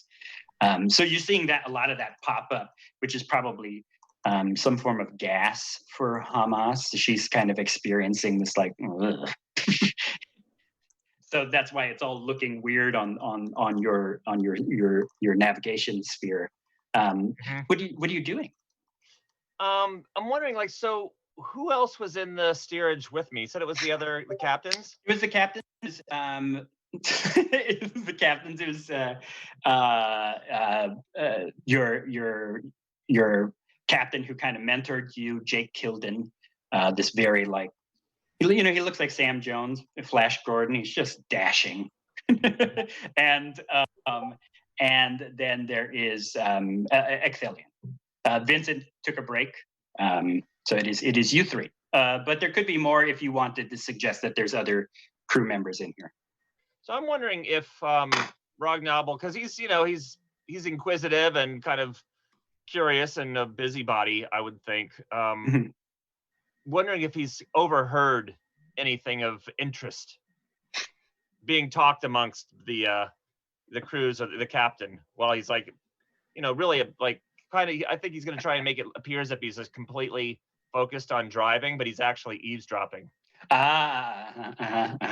So not only did you probably hear the ship itself say there's something happening in the carriage, not a dire emergency, just like something interesting about to happen in the carriage, but you hear Jake and Icthelion speaking of their time in the Lorimar marches, and talking about their old friend, their old friends, the Marquis and Marquesa, Roland and Catherine, and their change of personality in these last couple of days, and shunning them from the property, and then Icthelion speaking of he could sense that there is a I was about to say disturbance, and so he can sense that there's a shadow story influence happening over that household, but he can't quite pinpoint it, and because of the political situation, they had to back off. And whereas Jake is like, well, we should have just gone storming in there and casting fireball. And you're like, well, don't, no, it's political intrigue. We can't just cast fireball at everything, Jake. Which is odd that you hear that from Icthelion, because Icthelion usually just will cast fireball at whatever he wants. So he's a very impulsive elf. But so you're getting a bit of story of what's happening on the Lorimar marches. Then they start speaking of what's happening in Diblington, and the fact that an artifact has been taken, and that that he is awakening deep in Diblington. So if you wanted to do some sort of history or arcane check, you can hear a strange name being spoken of. Mm-hmm. Let's roll on that one. Arcana or history? Yeah, however you want to treat it. You can narrate how. High. Okay. That's my good one. Yeah, so this strange name that kind of sparks something in some of your... Yeah. 14 plus 4. Yeah, 18. Jeez, thanks. All right. I should just be like, you got it. But don't even pick up the dice. So you definitely get it. You hear a name called Githelmas.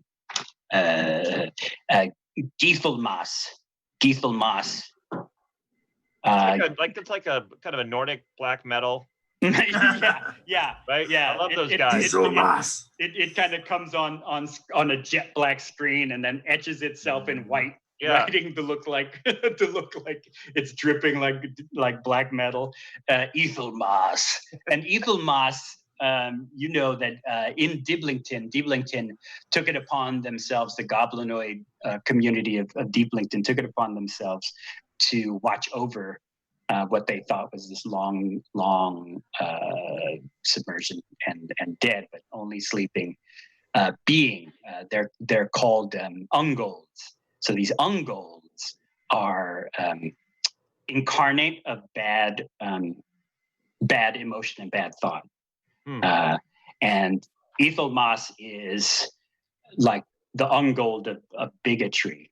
It's a being that instills hatred and blindness in people's hearts, much to its delight. The more it can spread this, the more that it absorbs this, and it's been long kept aside due to this artifact. And they speak of Githelmas as something that is awakening, and that's why you're going to Diblington to hopefully save it. So I'm gonna turn the ship around. Nice. Can I just like? And you feel like. Call to adventure denied. Give me an Arcana roll. I just wanted to see I actually would like Ragnovel to actually try to turn the ship around. Like nope, not feeling it. Okay, here we go, and nope. Okay, two plus 4, a 6. So you start turning it, and the ship kind of buckles and shakes, and it's moving into Whoops. this.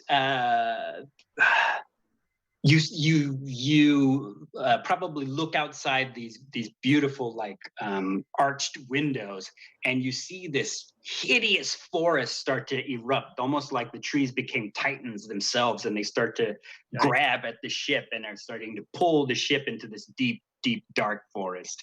And the ship tilts. We do the Star Trek. Yeah.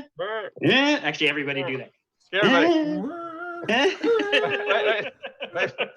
Wait. This commotion is going. This commotion is going on as the ship's getting pulled, and Jake instantly whips out this sword that's way bigger than him, and he's like, "What the?"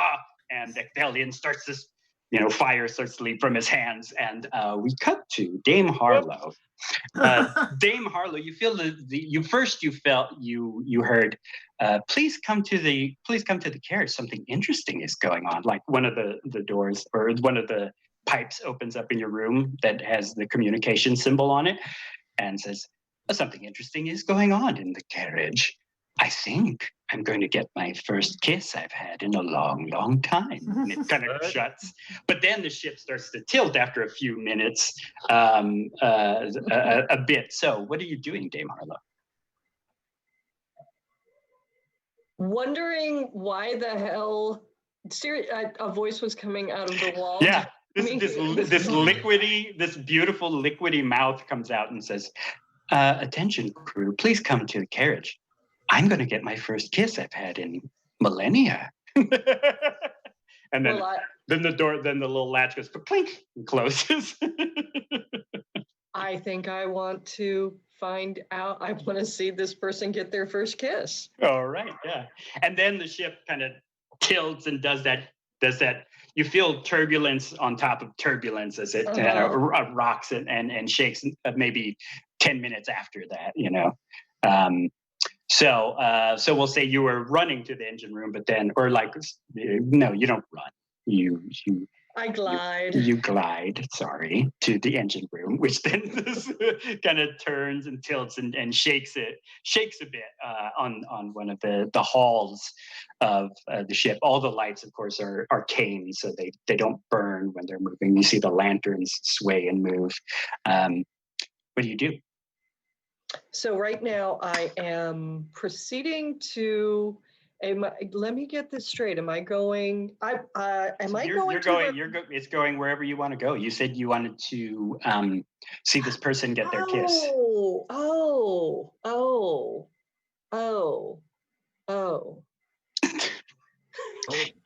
It does. The ship rights itself a bit. It's not like it's diving. You feel this turbulence and commotion, and then it rights itself slightly.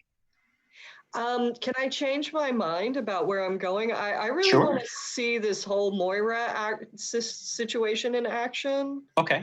Yeah. So the voice, I guess the voice comes out of my wall and says that they're going to get their first kiss. And it kind of, you hear it go on throughout the entire hall, almost like, in it, like a crew alert. It's not an alert.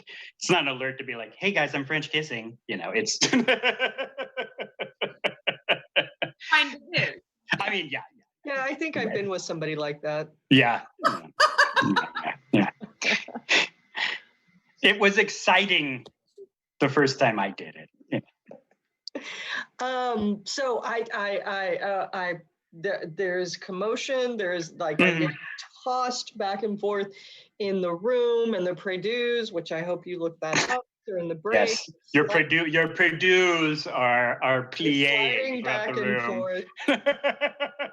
I stand up. I gather my flowing gown around me. I make sure I put my armor back on. I had taken that, a relaxation, flipping through my book. My armor off. So yeah, you were probably clipping that on as the voice came on, Right. Mm-hmm. And I hear that, and my interest is piqued. I'm not sure what this means, And I think it's time I must find the others, because this is getting a little weird. I'm worried about my folks as we're getting tossed and turned. Getting downright Japanese. All right. Speaking of getting tossed, we'll cut to John Lark in the carriage room. So you describe for me this scene, Vex. You described the scene, John Lark. Like we had described what the engine room looked like, what the carriage looks like. We described glitterfish and crew. I'd say probably like at least 60% of the crew is here because others need to actually take care of the ship. And they come in. So what does it look like? Give me the ideal. Give me the ritual. Give me the whole mishpucha, as the chosen would say. Well, John has drug over a large wooden like half barrel that had a little bit of water in the bottom of it. He's like tipped that off to the side, but he's set it beneath the main bulk of Hamas. And Hamas, as you described a little bit, is a large kind of silvery and translucent being with like this massive central bulk, which has actually kind of focused itself down. Like it wasn't as prominent as it was before, but it's brought more of itself. It's brought more of itself here. I think Moira's got some thoughts on the subject. Oh yeah.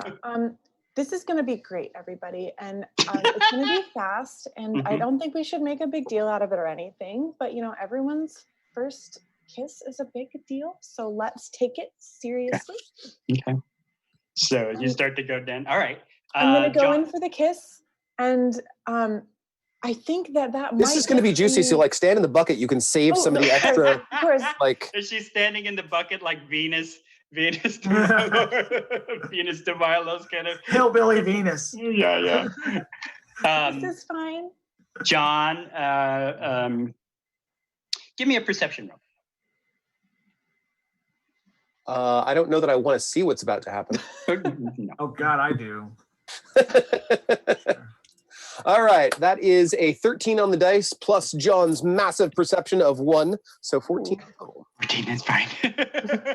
John, as you're looking around, you see your friends that you came here with are like interested in it. They're focused on it. The crew itself is kind of hangdog. Their hands are in their pockets. Their kind of heads are down. There are. They're here, but they're begrudgingly here. A lot of them look sad to be here. You don't know why. So they're just kind of ennui. Oh, and there seems to be some excitement. So you don't know why they're like, oh, well, here we go again. It's probably. They're grumbling and they're murmuring. It's almost like you guys are NPCs that are trapped doing this for every round of PCs that come through. I'm so sorry that we just keep doing this to you. That you fudged your life up like this. Right. And you can hear their whispers of like self-doubt and degradation. They're here in body. They're not here in spirit. Oh, that's weird. Maybe we can figure that out after we're finished solving one problem at a time. Yeah, right now, let's work on Moira's skin condition. Moira's skin problem. So the bucket is pulled out. You stand in this bucket. The being known as Hamas,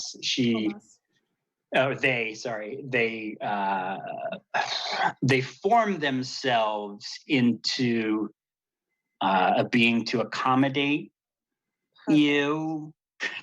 But instead of Moira, Durgan Lurch, what does the being look like that has formed itself to? Wow. Have you seen Heavy Metal? Do you know Den? Do you remember Den, the nerdy kid who turns into this big buff bald dude? I thought it was Dar. Yeah. Den, yes. Yeah, yes. So he's sort of like John Candy's character. Yeah, exactly. Okay. He's hairless, but he's like just buff and perfect, like Right. Not quite like yeah, it's a maleness. I'm assuming that she's into dudes because I'm from the 70s. Yeah. So. You're like, hey, obviously she like dudes. And you're like, oh, we went from one cool hot dog to another hot dog. Check it out. Oh no. While it may have formed a den in order to be opposite of her, there are still tendrils running back up to this all over the main place. body. Oh, Yeah. so much. Sure. Yeah. It's den on a carriage of tendrils looming down. But there's still the voice. There's not like the large voice. There's still the voice of, oh, okay. I guess I'm going to kiss this humanoid. Literally So- anything for my skin. Right. And it looms down on you. Its arms start to open wide. It starts to embrace. They start to embrace the tub and everything. It's almost oh man. How are you? You know what? I'm gonna let you translate how the skill is going to work. How are you kissing this amorphous jelly human? Well, And that's the first time, and you've been in many of my games, that I've ever said that. yes, surprising in and of itself, honestly. I I'm know, surprised I haven't come up with it. So it's looming down its mouth. I'm closing my eyes, Yes. and I'm holding most of my body as far back as I can, Correct. and Yeah. I'm just sort of just trying to just go ahead and just Lean into it. It's gonna be fine. And I imagine, Marcus, that Yes. would be the moment that Rognoble tries to turn the ship around. Oh, right. Yeah. Because I did suggest that Interrupt us. the ship steadied itself. Right. Yeah. So give me a charisma check with a disadvantage. So you're gonna roll 2 dice and take the worst roll. Well, the first one's no good, and the second one's no good. No natural one though. No natural ones, Okay. but the grand total is 12.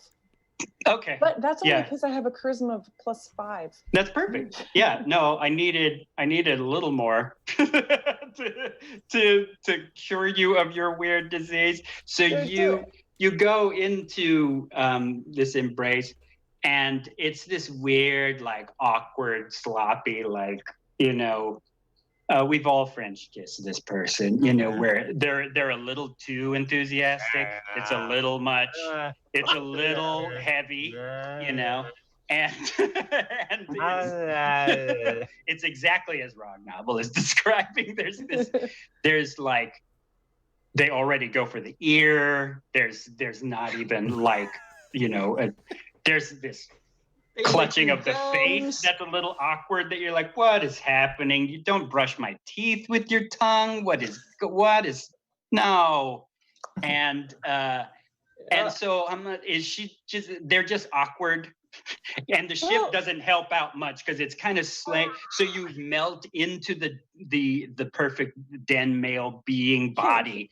Can I make a suggestion there? Only that go right ahead. If Hamas is part of the thing that's powering the ship, would that not imply that Hamas has a personal gravity that might pull one in? Yeah. Oh, perfect. You are then encapsulated in the being that is John Candy. I mean, I'm sorry. Yeah. And you're kind of swimming around like Augustus Gloop in the chocolate a bit. Right. Was ist los? So you see your friend disappear into the tubing and the bodywork of the ship. Their skin doesn't seem to be changing, and you don't know if this is how the ship is supposed to kiss anybody, because I don't think you know what a ship is supposed to kiss like. So I'm going to cut quickly to Before we do that, Glitterfish. we're actually at a time where we can take a 10-minute break. So okay. So your with friend that- is absorbed into a ship. And with that visual firmly fixed in the minds of everyone listening and all the players, So hot. We'll leave that there and come back to the next scene in 10 Aren't you minutes. glad you tuned in to this exciting adventure of making out with an alien ship? Is this where you thought it would go today, Mike? Absolutely not. Yeah. No, not even. No, I have Welcome to no the Midway. idea. All right. Welcome to the Midway. It's about to get slimy. Yes, it's getting that way. That's fine. Well done. We'll see you in 10 minutes. I did want to give a little shout out to some friends. Thank you for donations over the course of the week. We've had a few folks who have awesomely contributed. Please do make a donation if you want to affect this ridiculous situation. We have plenty of imagination to help you do that. And we also want to just give a shout out. The Midway Tabletop is expanding, much like the volume of fluid in the creature that is currently the hummus thing. And so with that in mind, I'd love to give a little shout out to our folks at the We Roll Deep set of gaming and podcasts. We're going to be featuring a bunch of their amazing cyberpunk and professional superhero wrestling. Yeah. That sounds great. And so we're going to have fun with that. They also have a podcast that you can listen to right now that is focused on minority views for lots of different things across a range of topics, all around the geek spectrum, in the Good to Geek Out podcast. And you can find that on Spotify. We'll put up some links and go and listen to that. There's really fun perspectives from a lot of diverse shades of geekdom, as they say. And then we're also going to be, of course, starting the Shadows Stories series of strange, tall tales well told. These will be in a format that are one-shots or maybe a few different short stories with a group of people, all with tales from sort of spoopy, cute horror to really mind-bending, weird horror, even worse than the current scene that we just left. So stick with us. Have a good time, and we will see you in a few minutes.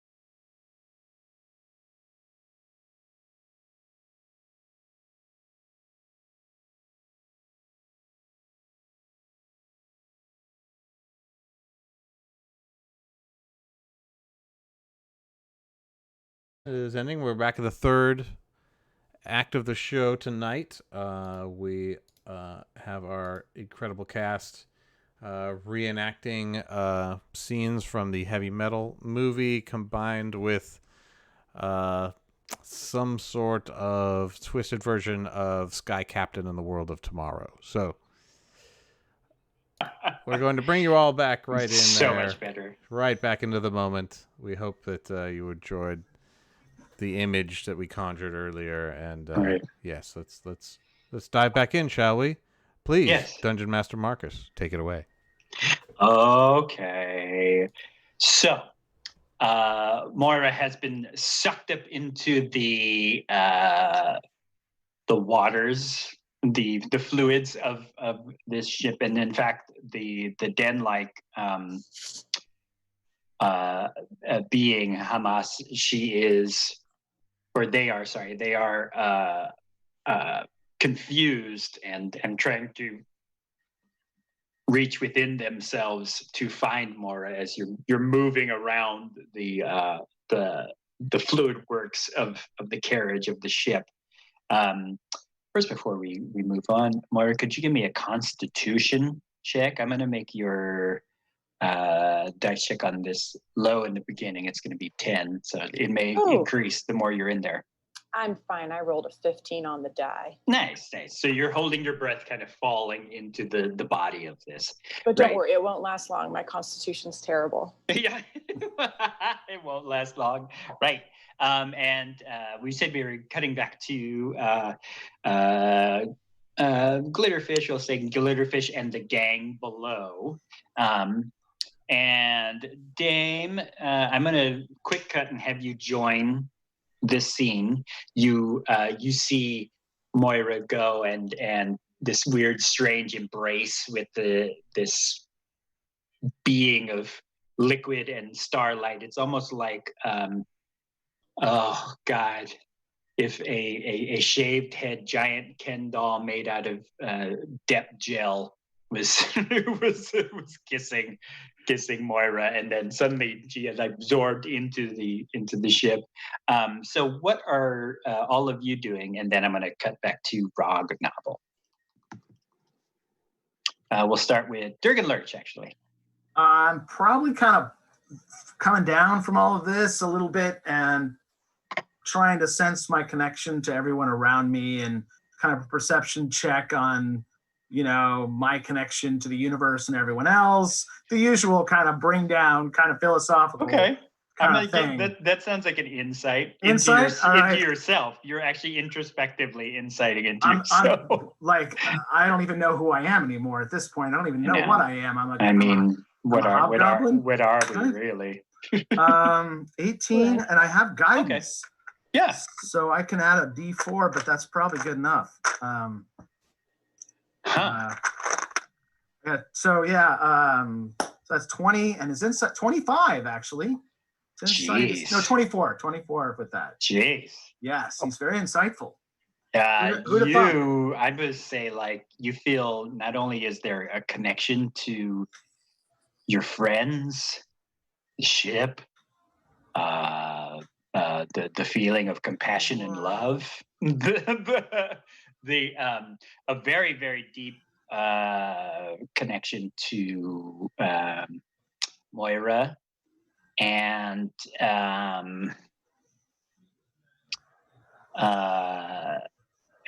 gosh, with the 25, I'm gonna give you the insight that you may not know. I know. When you're real high and somebody else isn't high, and you feel them around you and in the room. No. Yes. Yeah. Yes. Yeah. Yes. That's what it feels like. Not that you feel really high, and you feel other people who are kind of narcs and are paranoidly looking at you. You feel that the crew is. You're experiencing connection and compassion and self-confidence, and they are experiencing a self-loathing and deprecation, and like a they don't feel like they belong here at all. Oh, that's So. a bummer. Yeah. So I'm going to cut to Glitterfish. What are you doing while all of this madness is happening? Well, I had brought all these people over here. Yeah. Almost like approaching cult leader kind of.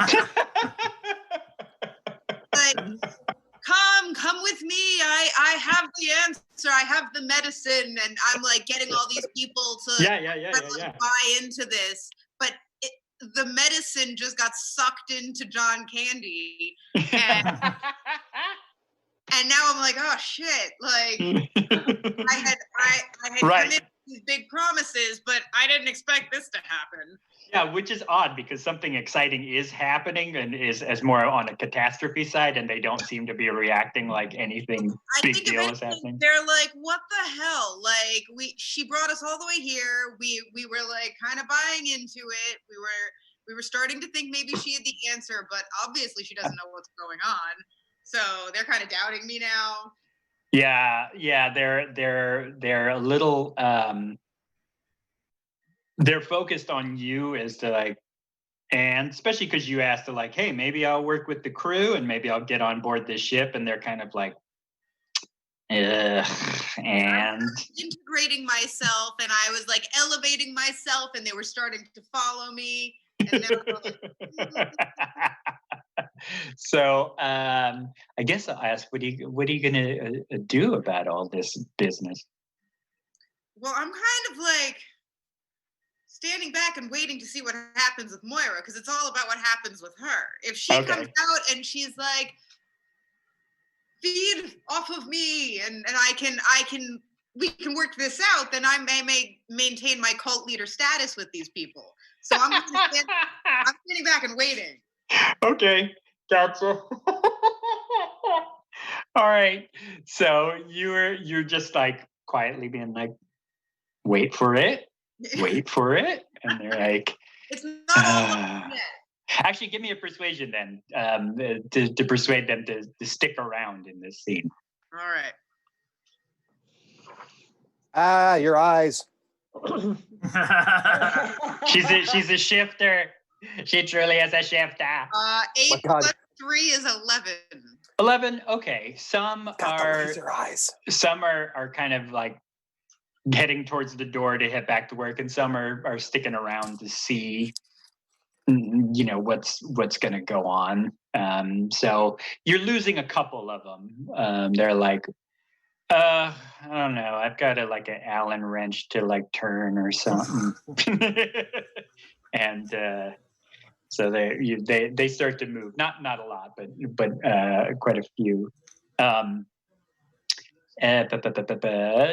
Dame Harlow, what are you doing while all this is happening? A few people who are looking a little dejected and sad, they're kind of talking amongst themselves and putting themselves down, are moving past you as you come into this fracas.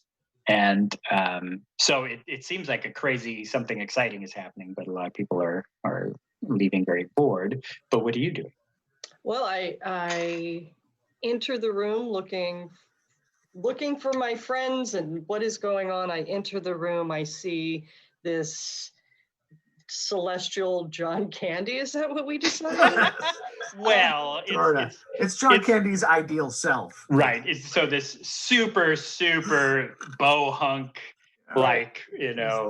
being licking Moira. Now it has kind of engulfed, mistakenly engulfed, and you see this kind of panic go amongst its body, like, oh no.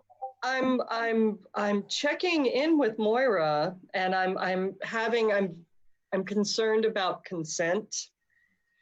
I'm worried that this has passed over the line from consensual to non-consensual.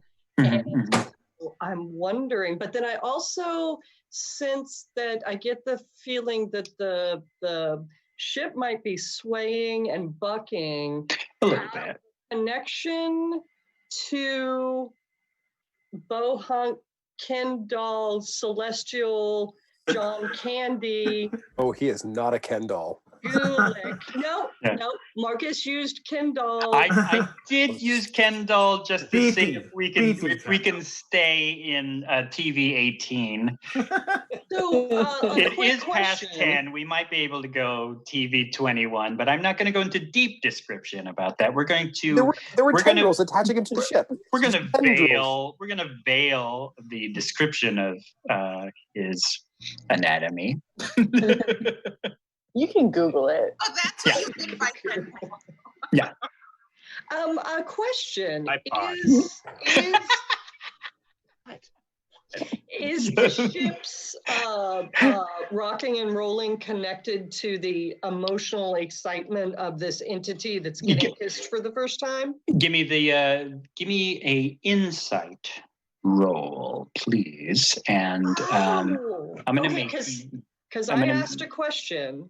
Because I'm Mhm. asking you a question. You don't Yeah. just give me the answer. I gotta You work find for it. it. Okay, it's Well, starting to make sense. from the way you're describing it, it sounds like Dame Harlow is observing the scene and trying to pick up body language and trying to pick up, what connect through personal means. So, yeah, insight. But I'm going to give your dice check of 15. What So is you need dice- to. So basically, my target number that I'm presenting you is 15. So when you 15. roll, you want to get at least 15 or more. Okay. Oh, I got a 3. That's not gonna cut it.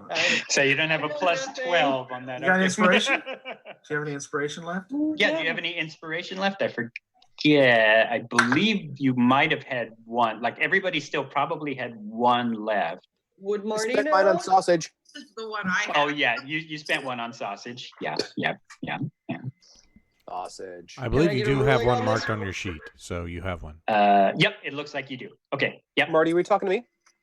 No, You me. talking to me? Hey, I'm talking to Alias. and so all I'm of you gonna- have I'm gonna roll see again, everybody and else. I'm Yes. going for a 15. 15 or more. God damn it! What you get? I got a 3 again. Not meant to Sometimes be. that's So how the jealous dice of the dice roll. It's almost like So- the emotional feelings of amorphous steamships are hard to read.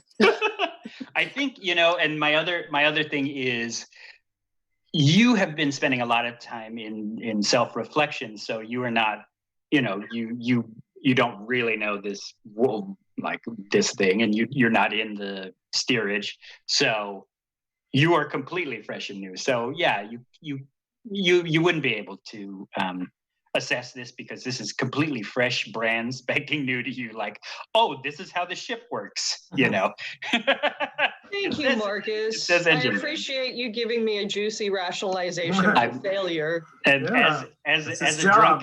drunken storyteller, that's what I do. So John Lark, what do you do while all this business is happening? And then I'm gonna cut to Rog Novel. Boy, so I was kind of I don't know, shepherding this experience, I guess, and like Yeah, you were right trying under to help right under that bucket. Moira do a thing and help Homos do a thing, and I'm gonna realize right about now, just as Moira lifts up out of my slightly out of my reach, I'm diving to try and catch her because I have this this last moment of, oh shit, she's about to drift away. Can I get a hold of her ankle? And as I touch Homos, I realize 2 things. Yes. One, well, Jared has 2 questions. One, Go. isn't Moira hallucinogenic? Parts of her are if you ingest. We've established. Okay. So that's 1, and 2 is Oh shit! is- You mean the shit? the ship. Oh Did the no! ship just Oh, good call. the whole shit. fucking pack? Like Mhm. the whole pack? And Hi, Marcus. It's gonna be fine, buddy. and 2, I This pictured son of a bitch. Yes. I love I- that. pictured Yes. that the idea was to try and get rid of some of this hallucinogenic mushroom, this materia that's on the outside of her. And I Yeah. imagined that hummus was really, really slick, and the whole kissing thing in the first place was juicy, which is why Yeah. I brought the bucket over. So isn't there a bucket full of slime and maybe extra mushrooms? There is. Actually, yeah. And there it isn't is. Chemistry, my it's hand just buried chemistry. in the middle of all of this, trying to catch Moira on the way out? Yeah, there is actually. I don't know exactly where this is going, but I feel like mistakes were made. Mistakes were And- made. John Lark the Square is about to go on his first ayahuasca retreat. And so is an airship. And an entire airship is about to, as right. I didn't think about that, but thank you for letting me realize that this biosphere of a ship dosed itself. Yeah, y'all about to get into ludicrous speed. Yeah, we're about to We're get gonna into go ludicrous plaid. speed as the entire ship decided to candy flip. Oh, I'm way ahead of you. All right, so first, before I cut the Rognobble, John Lark, please give me a Constitution check. Or actually, no, don't Constitution check. Give me it's like a will set. Give me a Wisdom. Sure. But since you laid it out so beautifully, I got to make a target number 20 on it. Well, then why did I even roll this dice? I mean, that was a plus Because you could possibly roll a 19. I mean, I could. I did not roll a 19. I did not roll a 20. I did not roll a 1. But the end result is my pupils get a lot larger. Yeah. So you reach for your friend, and suddenly, as I described, a being made of gloop and starlight, you dive into this world of starlight. And in fact, the stars, form a constellation of Orion, and Orion opens its arms up to you to hold its arms out to you and says, come, John Lark. I'm going to show you the meaning of life. And you feel the rest of you just see John Lark sitting there in this kind of very Lisa, you're a ballet dancer. It's this kind of pirouette with the leg up and arm out. Susun, maybe the arm is out. I don't know. And but you yourself, it's almost if we shot it on camera, we'd see your essence drift off into what is a panicking Hamas. They're like, oh, Moira, where are you? And then there's this like sitar playing as the ship is like listing. You are drifting within the ship now. Both of you are part of the ship. The ship is part of you. And we cut to Rognobble. The screen and the landscape of the Midway itself takes on, because it's you, I'm going to have Scott Levkoff describe what does the landscape look like when something the size of a magnificent Zeppelin airship doses itself and influences the atmosphere itself. What does this dark, scary forest suddenly turn into? Well, Rognoble's he was, kind of fearful and like realizing that he's out of his depth, and he has memories of piloting this ship. Right, but he realizes too that he's like totally out of his depth, freaks out, is trying to turn it around. He was smoking a pipe, right? And as an artificer, he seems to be kind of just stumbling on his magic, like under duress or under moments of chaos. So I noticed there was an artificer spell of being able to conjure smoke monsters from a pipe. So I'm thinking, how perfect would it be as an agent of chaos to have these like smoke monsters come out of his pipe that sort of reflect the like the demons or the fears. The fears. All these tripping people on the ship. Because it seems like he's tied in with the the orb kind of navigational noodle of the ship, right? Yeah, there's probably like a thin layer of like liquid that you dip your hands into. And he's been like touching it. Like, the tide pool at the Steinhardt where you feel like the starfish, you're like, yeah. So it makes sense that like this would be another one of where he discovers this magic. Okay. This where he like the pipe conjures these smoke monsters. Ideally, that are like the incarnate fears of everyone that's tripping. Mm-hmm. Yeah. So you can't help yourself, and Oh my you're god. no, He's it's an like agent of chaos. yeah, no, your fears, and like a lack of self-confidence, because you're still you have a little bit of Rob Noble's brain. Or psyche in your mind, and Rob Noble's psyche is very like, I make stuff, it breaks, what's it all for? And so it's very like, I'm trying to do this, but what's it all for? So you're probably getting a bit of that psychic feedback of the crew. Yep. And you feel, and you are, actually give me an arcana, or give me an arcana roll, or Rob Noble. This is your form of perception that I'm going to give you. Oh, not great. Wait. Oh, 13. Perfect. Okay. Yeah, my favorite number, 13. Which you can follow me, Marcus Flores 13 on Instagram, Marcus Flores _13 at Twitch. You feel it, and you feel a psychic backlash amongst the ship.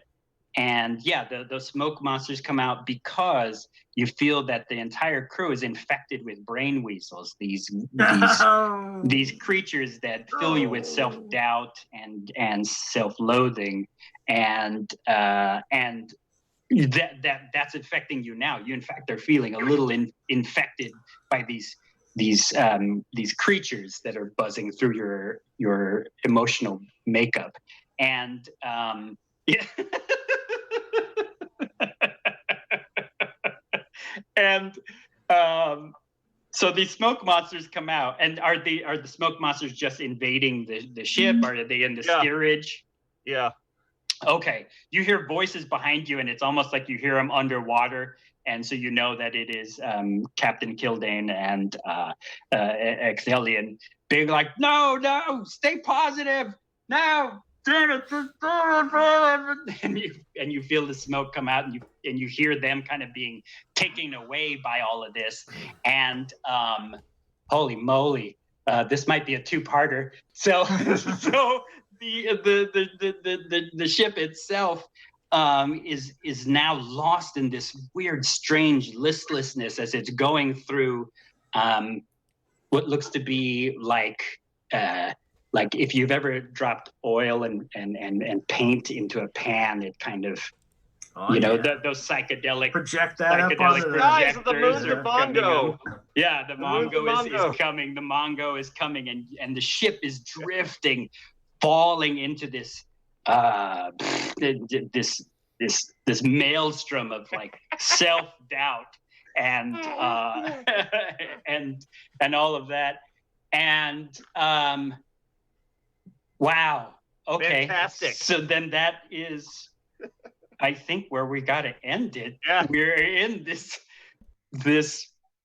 We're in deep ship now. We're in deep ship now. You are all here.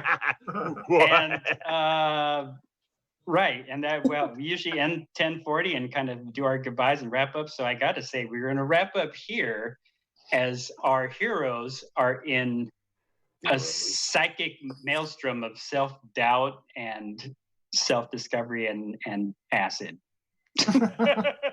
Somebody took the brown acid. And somebody Thanks, took Maura. the brown acid. Damn it. Well, thank Moira. I was about to go a different direction, then John reminded me that she's completely psychedelic all over her skin. Ruined everything. And so we've got Glitterfish trying to become a cult leader. We've got Dame Harlow as the runaway bride. John Lark is full on tripping out about the discovery himself.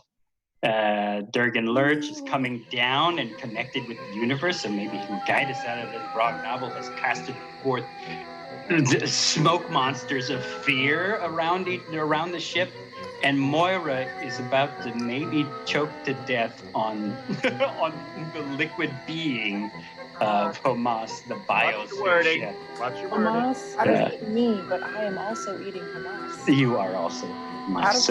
Out of curiosity, you mentioned that the control point for Hamas was was liquid that Rock Novel had his hands in. Yeah. That's Homos's liquid, right?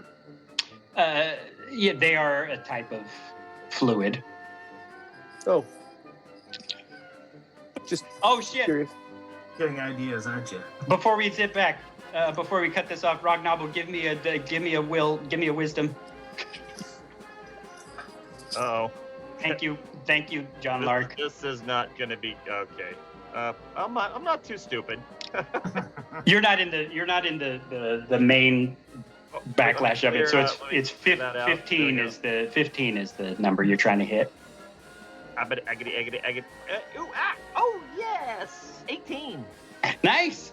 So you are maintaining control. You feel it coming amongst you. That you feel the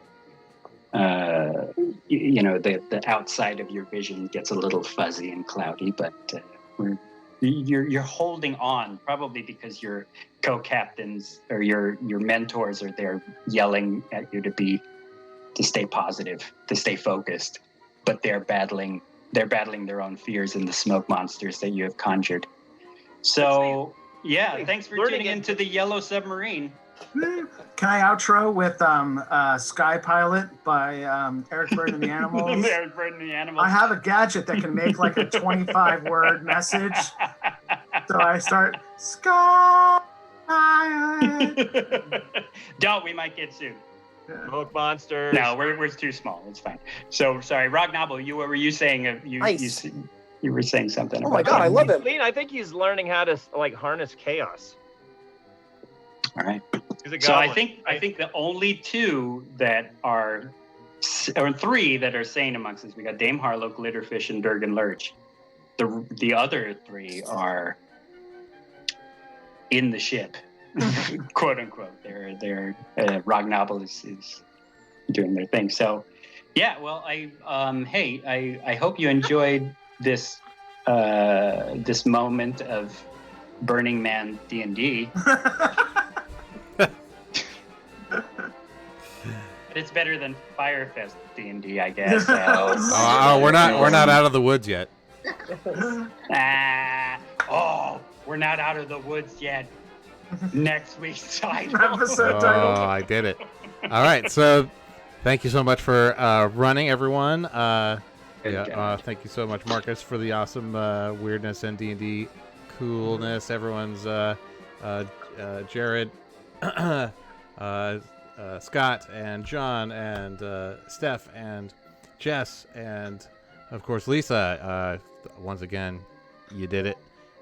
We are going to take it away now and end this fourth episode of the Aternium Road. Yeah. Who knows what we'll experience in episode 5. Make sure you join us on Friday at noon for the post-episode conversation.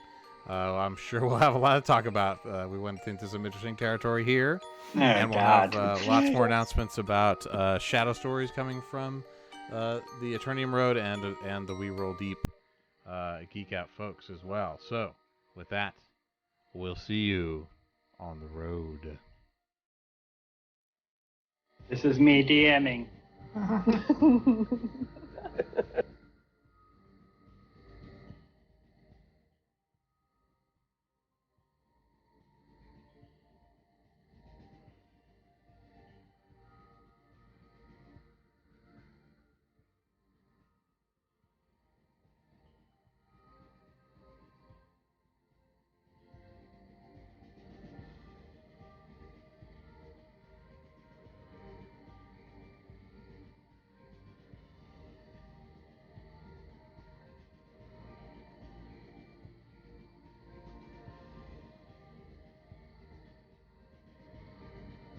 Oh, looks like we have an encore, everyone. Look at that. Look at that. We're coming back. Thanks for staying, everybody. Oh, hey, look at that. Don't Oh leave my yet. goodness. Thank you, we're thank back. you. For backstage, the lights come up. Jesus Christ. Well, we didn't get a chance to say goodbye and to say thank you. So, to our, I overheard 4 viewers, which is a lot of viewers, actually. If you look around Twitch. Thank you for tuning in. I hope you had a good time. It's stupid, weird, and goofy. I'm your GM Marcus Flores. You can find me on Instagram at Marcus Flores 13 or follow me here, Marcus Flores 13 at Twitch, and then yell at me for being weird and not playing D&D right. So I don't know. I'm gonna roll it around the table. So I'm gonna have the young lady who played Dame Harlow say goodbye. Hi, I'm Lisa Hyde. I'm Dame Harlow. I'm a bartender. I'm lots and lots of things. Buy your cocktails from DNA Lounge. By a Dame Harlow. Yes, I have a signature cocktail at DNA. I got a hookup with a bartender there. Nice. And it's wonderful. It's so good. It's rum. It's blackberry mint, simple syrup, and elderberry liqueur, and lime. And it's yummy. It's very summery. Enjoy. I'm done. Great. Okay. Then I guess I'm gonna jump on down to the glitter being, and soon cult leader. It's Glitterfish. Hi, I'm Stephanie Mumpson. I make things, Steph Mumpson Creations, and aspiring fictional cult leader. Yeah, please follow our cult leader, StephanieMumpson.com, and I'll think of more culty things for them to do. Hey, it's our buddy who first took the trip, opened the doorway, ride, Captain Ride. It's Durgan Lurch. Yeah, Huxley was right. I have seen Beyond. Thank you, everyone. This was great. I just want to do shout out to everybody in this crew. This is so fun, and I really enjoy playing with all of you. So that's what I do with my life. Yay! Yes. That's what you do in your life, and you can be part of that too. You know, I mean, hey, you should be joining up with the Midway, and one of the creators of the Midway. It's Rock Novel of Diblington. Hey, yes, also known as Scott. Lovely, thank you everybody. It was a really fun game, and I tell no lies. You can find me running. I have a number of big, really exciting events coming up very soon. Big, huge, a lot of people together, enjoying, having fun. So many people. I'll be crying into my beer in my backyard that I share with all my neighbors, fighting over who gets to be in the backyard what time. The kids killed the grass because he just plays soccer. He goes back and forth, like that's all he ever does. It's human pong. Is that too No, real? it's human pong. It's human pong. Getting back to basics. Yeah. Speaking of basic, it's John Lark. I mean the drink John Lark. It's the drink John Lark. You're not wrong. You're not wrong. He's exactly that. The tall, cool drink. He is a tall, cool drink. It is always a pleasure to be here with you guys. Sorry for the rough start. Man, I don't know what is going on, but I just logged in and I had nothing but an echo and silence for the entire time. Hopefully those things will be polished out after today's login. It seems like I'm actually on everything we need to be, which is nice, but it did take me another 20 minutes. So it's always a pleasure. Boy, this is a weird game. Like, yeah. I want you guys to know that I sat here with the sausage in a wrapper that I had taken out for a good 2 hours. Wait, what? How's it smell? This is your choice. This is your choice. I'm aware. But you set the stage. I bring the props. I try and do a thing. I know. I didn't have the opportunity. Everyone's just tripping on Moira and her sausage. Yeah. All right, it's all right. You can also buy the John Lark if you're thirsty for a vodka soda, no lemon, no fruit, no nothing. You can make it at home. The DNALounge.com. Yeah, you can order what you can make at home, and it'll come back to you. But by the end of this show, I guarantee you that is going to be the most interesting, weird-ass drink you could actually have. Maybe a little spicier. Yeah, a little spicier. The Johnson drink. Speaking of weird-ass things to drink, it's Moira. I gotta say, I played a lot of games with you, Marcus. This is the weirdest one. This is Yes, and so has Jared. And Jared has played in plenty of my weird-ass games. The bar is high, but I've never been eaten by an alien ship while being a psychedelic myself. Buy the ticket, take the ride. I know. Buy the ticket, take the ride. Like this I've ever played, and it's the only one. What a great start. One and done. One and done. This is not the way your standard D&D game goes, but it should be. Right? It should be. Waiting for the right one. Yeah. I don't know about that. I would enjoy this more if we were doing a little bit more with encumbrance rules and still. But if we're not using encumbrance in segments, this is great. It's enough. Yeah. It's enough for me. How many experience points do we earn for that? Yeah. By the way? Right. 4,000. 74. Yeah, and also welcome to second level, you guys. I mean, you're in second level, and you didn't get to use any of your second level abilities because we're tripping balls on an airship. I think my pipe smoke monster was the second level. Yeah, your There you smoke go. monster was the thing, and then Mara, here's the mushroom coming out of your neck. Nice. That's exactly right. Oh, there's a bunny. There's a bunny. She just grows Is that little also curls. coming out of my neck? Yeah.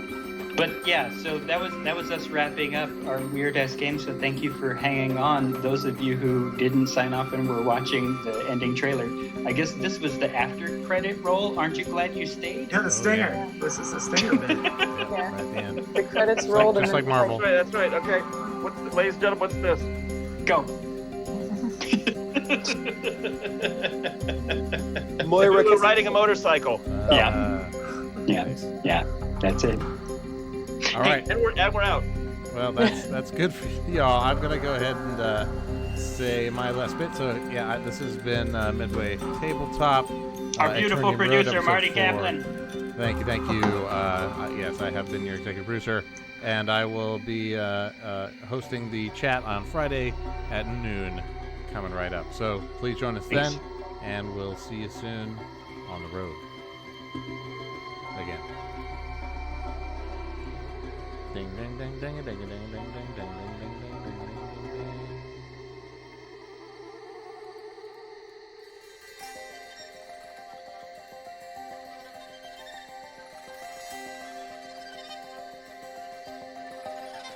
Yes, and then one last thing I need to think. Come join us at the chat. If you want more of this, you can come and join us on the Discord. Yes.